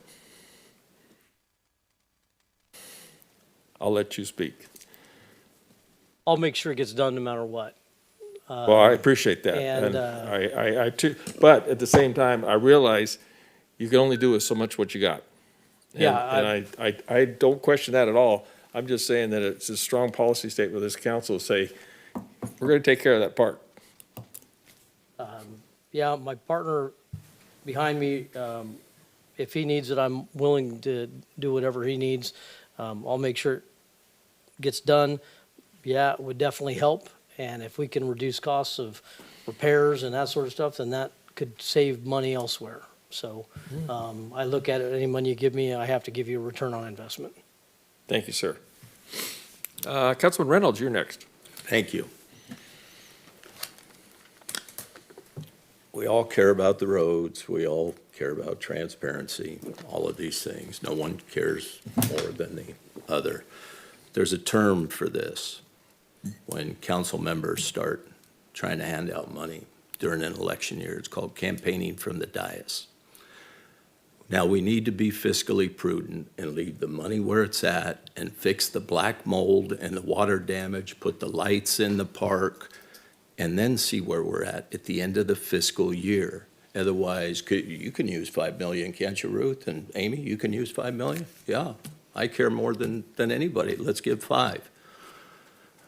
We need to let the department heads ask for the money like policy dictates and tell us what they need.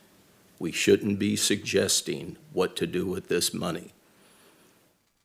I'm going to tell you something that I used when I first came in here, because there was a lot of money coming in. There was a lot of, it reminded me of being at the grocery store and they put them candy bars at the eye level of the kids. And there's, not with my kids, but I've seen a lot of arguments in the store. We don't always get the candy bar, but we're all going to eat dinner. Thank you. Oh, Councilman Johnstone's next.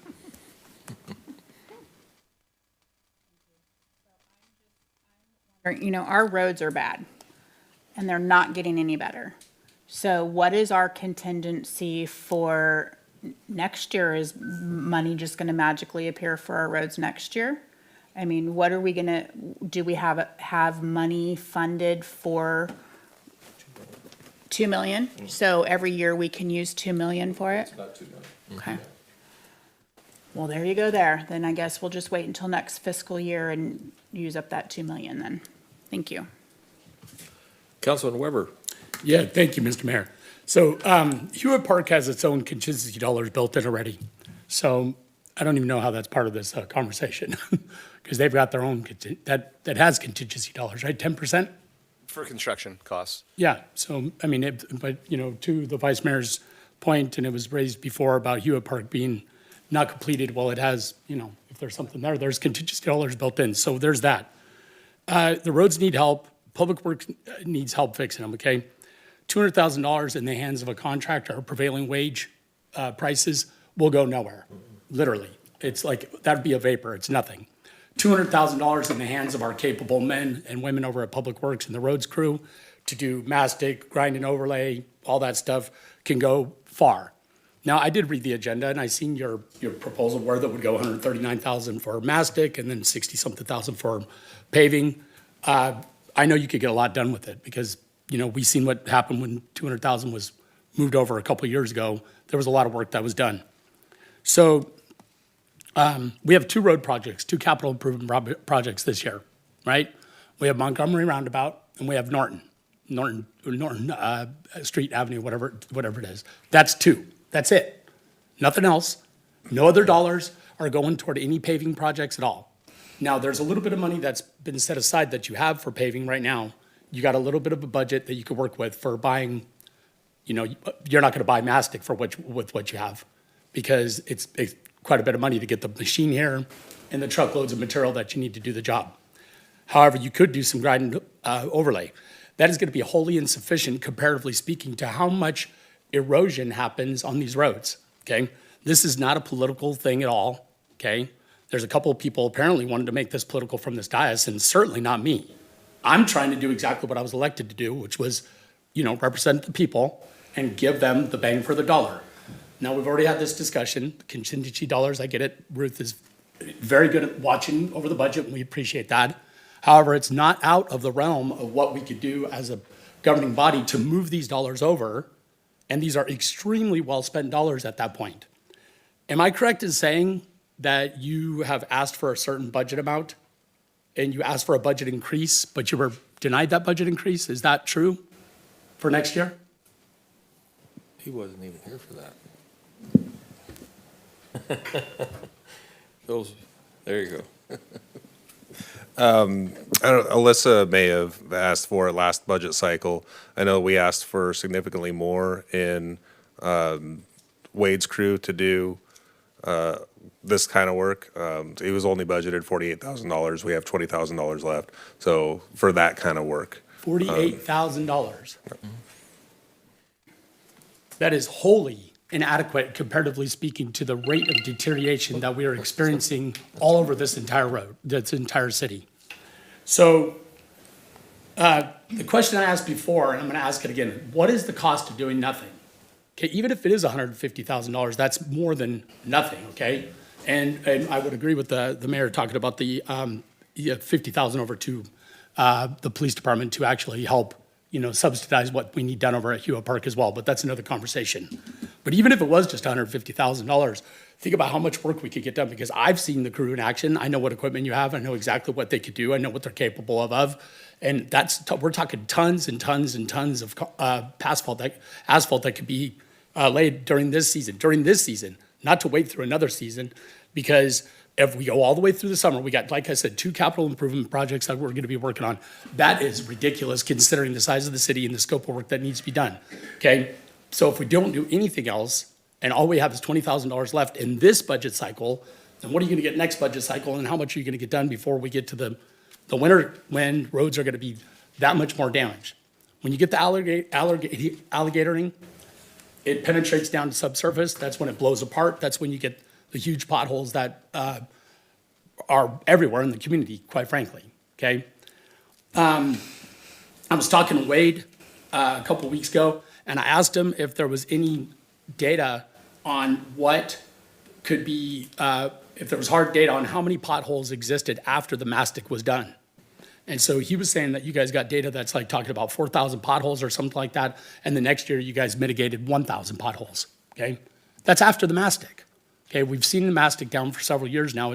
It's a cheap, economical, very effective way to put some long-term Band-Aids on these roads because we don't have any options. So what's the option? Just continue to let the roads deteriorate?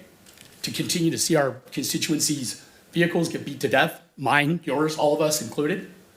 Okay, or do we move the $200,000 over and we actually do something, or even if it's 150, even if it's 100, whatever it looks like, something's better than nothing, because all you got left is 20 for the whole rest of the paving season. $20,000 for the rest of the paving. Now, you want to talk about an inadequate amount, that's inadequate. So I guess the question I have for the rest of this body is, and by the way, for you guys to ask them to give you an opinion, he's not going to give you an opinion because he's waiting for direction from us. So this is not out of the ordinary. I'm sorry, Ruth, that maybe it's a little bit unorthodox, but it's not something that is how should I say this? It's unorthodox, perhaps, but we could do it. Okay, so whatever you guys want to do, this doesn't have to be about politics. This has to be about giving people some bang for their buck. That's all I'm trying to do here. Okay, thank you. Thank you, Councilman Weber. My last comment too, I forgot to include this, but this is, our budget year right now is April. we're looking for April, May, June. We're gonna be right back into doing the budget for next year for July. So the $50,000 that I'm talking about is only really, hopefully, something to train the population to how this park's gonna be run for the short period of time. I hope that after, when we deal with the budget next year, we don't need this amount. And I'm not trying to take away from the police department, but I'm just saying, right now would be a wonderful time to train the population to this is how this park's gonna be run. And that's really a solid number, and I frankly threw this out of the top of my head. Whatever this council wants to do, I'm fine with, but you can't, you just can't do it with what his budget that he planned for. He had no idea what was gonna happen with the Hewitt Park. And this is a substantial thing for our entire community, and I think it'd be really a strong thing for this whole council that's gonna get credit for doing this, to say, we want this park to be taken care of, and we want everybody to understand what the rules are. So that's my suggestion for tonight. Split the $50 amount, and this goes to this upcoming budget. When we deal with budget, the numbers all go wash away anyway. We start a whole nother thing, so that's not gonna be there forever. This is just for this end of the budget year to carry us through, to make sure that there's adequate resources to really have people there. And I'm afraid we're gonna have to have an officer there probably every opening hour of the place. Because I've seen it, I've been there, I took care of the kid with the baby oil myself, and I don't want us all having to run up there. So I appreciate that. So that's my suggestion for the night. Any other comments? Oh, Vice Mayor Smith is in the queue. Yeah, so, yeah, just back to the road and this question about the 200,000. You know, again, just to be clear, for me, it's all about policy, looking to Public Works, you know, with the suggestion by Councilman Weber that we throw some additional dollars. For me, it's not about politics, it's about following process. And if you can look me in the eye and say, you know, we were woefully underfunded with 48,000 to address potholes and whatnot, and that we're going to miss a couple of months of, you know, time because of the summer. The weather's appropriate for doing this work, and you can say, I have a crew, but they're going to be looking for things to do, and the priority for all of us is obviously, goes without saying, it's already been made very clear that roads are at the top. And so if you can say, you know what, I could take that 200,000 and keep the guys moving between now and the next budget process. And then we will responsibly look at what can be accomplished by the crew that we have to appropriately set a budget for that work come this fiscal year. So I could support, I mean, I could take all this, you know, the back and forth out of it. So that is appropriate to look to you, Tim, putting you in the hot seat. But you can tell me, no, we can use this and get her done and get some stuff accomplished in the next couple of months as we have the warmer weather. Then I'm good with it. It's a comment. Yeah. Because I do know that Alyssa, and I'm not sure, I'm not going to put Ruth on the spot, but if you do remember, she did try to put more money, but again, it was a tight budget. If you recall, 2 years ago, we had a $1 million contingency when we first implemented that. And I also add that for the last 3 years, we put $2 million in the streets budget that was never used. Really? We put it in the district tax fund, and there was never enough staff. Never draw down upon. Yeah, there's a lot of times when the engineering work will take more time, but I guess the point was Alyssa wanted to, but we couldn't. We had to even cut the contingency to 500,000. So things are getting tighter, but there would have been more money put in the budget. But again, Ruth had to do she had to do a magic trick to make all ends meet this past. And that's fiscal where year. this gets a little wonky, because now we're talking about following policy and procedure versus, you know, and then emergency needs or I got staff on hand, we could get something done. And in a roundabout way, I guess you could say that kind of qualifies for the contingency, because roads are, you know, desperately in need. But this isn't on the agenda, the issue with the 50,000 for, so we can't. If we did that, I would recommend we have the Chief Wines give him some thought to think about things, and we bring something back. So what if we maybe do a suggestion of 150 and then leave that out for the possibility of that being brought back for the additional 50? It's just a thought. Is that a motion? I'm not seeing an agreement on that. I summon the queue. Oh, Councilman Thompson's in the queue. Thank you. And just as well, just for the last little factoid that we learned with the fund that we had, and this seems to have only been used maybe half so far. So, No, the 48. I found this on the web. oh, thanks. So anyway, I agree with what Eric said, as far as policy. I prefer this instead of, because I can go to, I can pretty much, most all staff members in the city council or the city and say, hey, if I gave you funds, could you use it? The other way around needs to take place of what we've already kind of been beating this thing down, but, so yeah, I'm done talking. Okay. Vice Mayor Smith, you want to make a motion to your suggestion? Yeah, I don't think. I'll make a motion that we leave the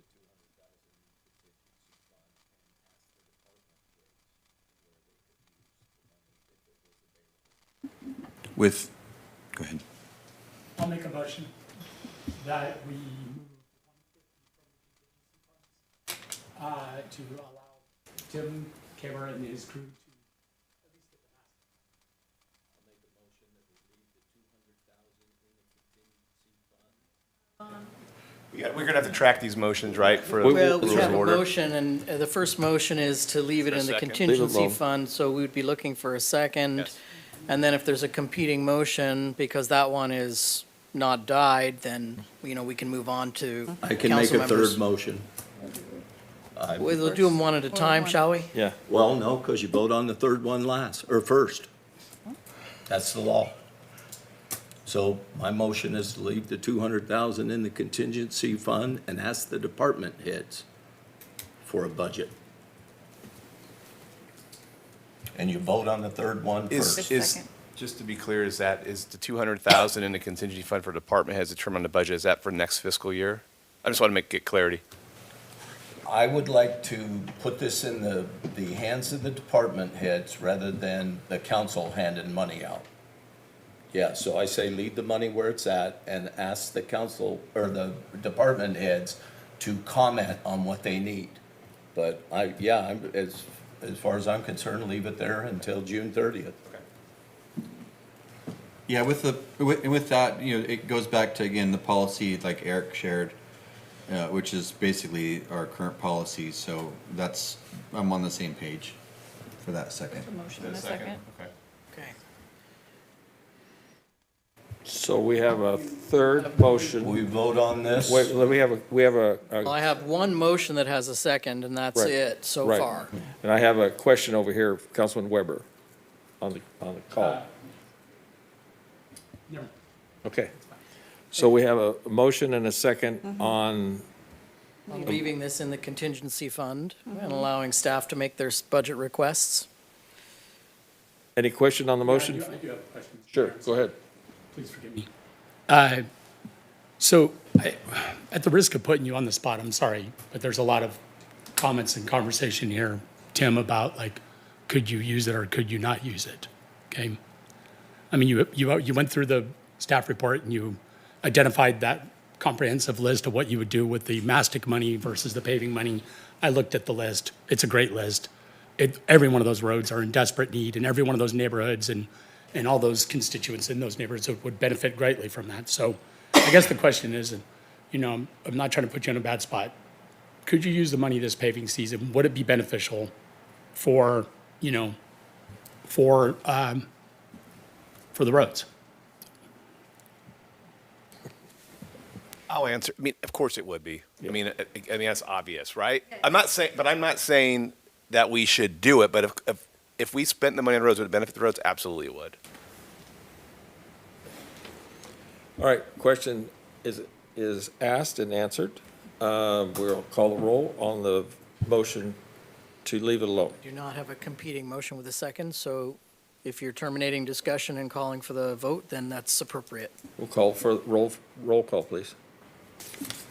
What are we voting on? Which one? Leaving it. The third.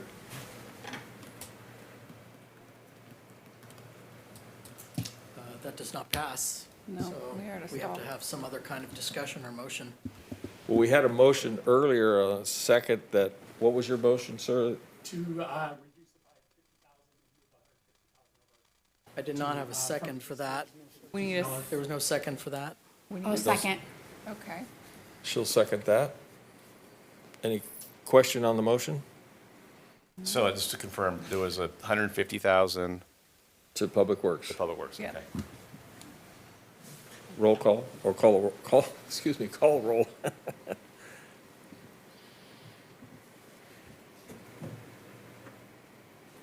Okay. Motion does not pass, Okay, so you're at a stalemate. and then we Where's had, Janet? we had another motion, but it was not seconded. Those were the two motions, I believe. I made the first one. He made a first one, but we didn't get a second on that. Okay. Well, looking for a second on my first motion. Remind me of your first motion, please. Same as the third. And that did not pass. It was the same as the first and third motion were the same. It just got priority in time by being third. Okay. So we're looking for some other kind of Direction. direction. So Tim, how, could you have prepared a request by next council meeting? And for that to be put on the agenda for us to, about, what you've basically presented?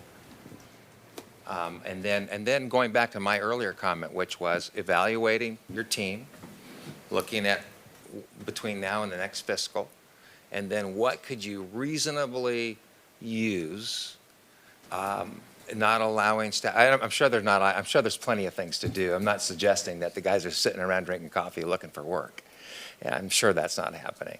But to be directed towards this high needs area in our city, and then come back next council meeting with a request, a budget adjustment, not contingency, a budget adjustment of X amount of dollars based on what you can reasonably use between now and the end of this fiscal year. Is that reasonable ask? To be put on? And then we can, and then so it's 2 weeks delay, but then we can look at that. Well, it wouldn't be any different than the staff report he presented, so Yeah. I think that's a moot point. But maybe it's less, maybe it's a little bit more. I don't know. I'm just, it's just, I'm trying to find a way, a way to get past the impasse here. As time goes by, the Yeah. list will get smaller because there's By 2 weeks. Councilman Reynolds is in the queue. Okay. Yeah, if we're gonna do that, then I say we ask for a budget amendment from all department heads to see where they could best use the money, because I know that all of them could use money. And we're putting Public Works on the spot here. I think that if we're going to do that, then we should ask them all where the money could best be used. Can I speak to that? Mhm. So right now, we're doing a budget review, a 9-month budget review, and it's on the next agenda already, so I've already met with the majority of the department heads on what their needs are. Yeah. Amen. Okay, so then can I make a motion to table this until after the budget review? Yeah, that's how we normally do things. We could do that by consensus, table the issue. Yeah. Councilman Thompson, you're in the queue. Yes, thank you. And again, just for those probably two people potentially that are watching online still, next week, literally 7 days from today, is our city goals and policies and priorities workshop. Literally, we're 1 week away from having discussions, looking at the whole annual fiscal year budget, balanced with all of the needs, all of them in front of us, with input from all of our departments, including, our department heads and, our finance department, to properly and not myopic look at just one need, but holistically look at all of the needs. And again, it is political, especially when a week before we have this discussion, it's posted on Facebook. It's political at that point. So when we have a discussion, we can have a discussion, but, go into the community and going that way, that makes it political. So again, we're 1 week away from our goals workshop. We have proper procedure.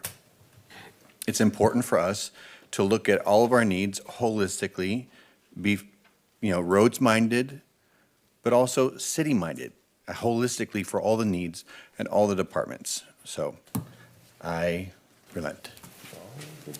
Councilman Reynolds is in the queue. Oh, holy cow. No, I'm not. Okay. All right, folks, then we'll table this issue for our upcoming goals and objectives. Thank you. Next item, number 12, the Sam Norris Award. Thank you, Mr. Mayor. I will just do a quick presentation on this for those who might be watching. The Sam Norris Award for Excellence program was created in 2002 to recognize outstanding efforts and commitments of a local individual or group of individuals that have improved the quality of life in the city of Oroville, provided positive leadership to the community, and have had significant achievements in their life that have inspired others to improve the community as well. Practice is to bring forward the nominations from the previous year that were not selected, as well as the ones that were received this year. Those are included in your packet, but for the record, I will just read those names into the record. From 2025, we have Jim Edwards, Carl Durling, Sean Weber. 2026, we have Daniel Martin and Janice Clay. As is practice, you guys all have a white card up on the dais. If you will just write who your nomination is, fold it down and pass it this way. I will keep that a secret, and then we will present it at the State of the City. Well, he wouldn't be here to accept. Yeah. Yeah. Thank you.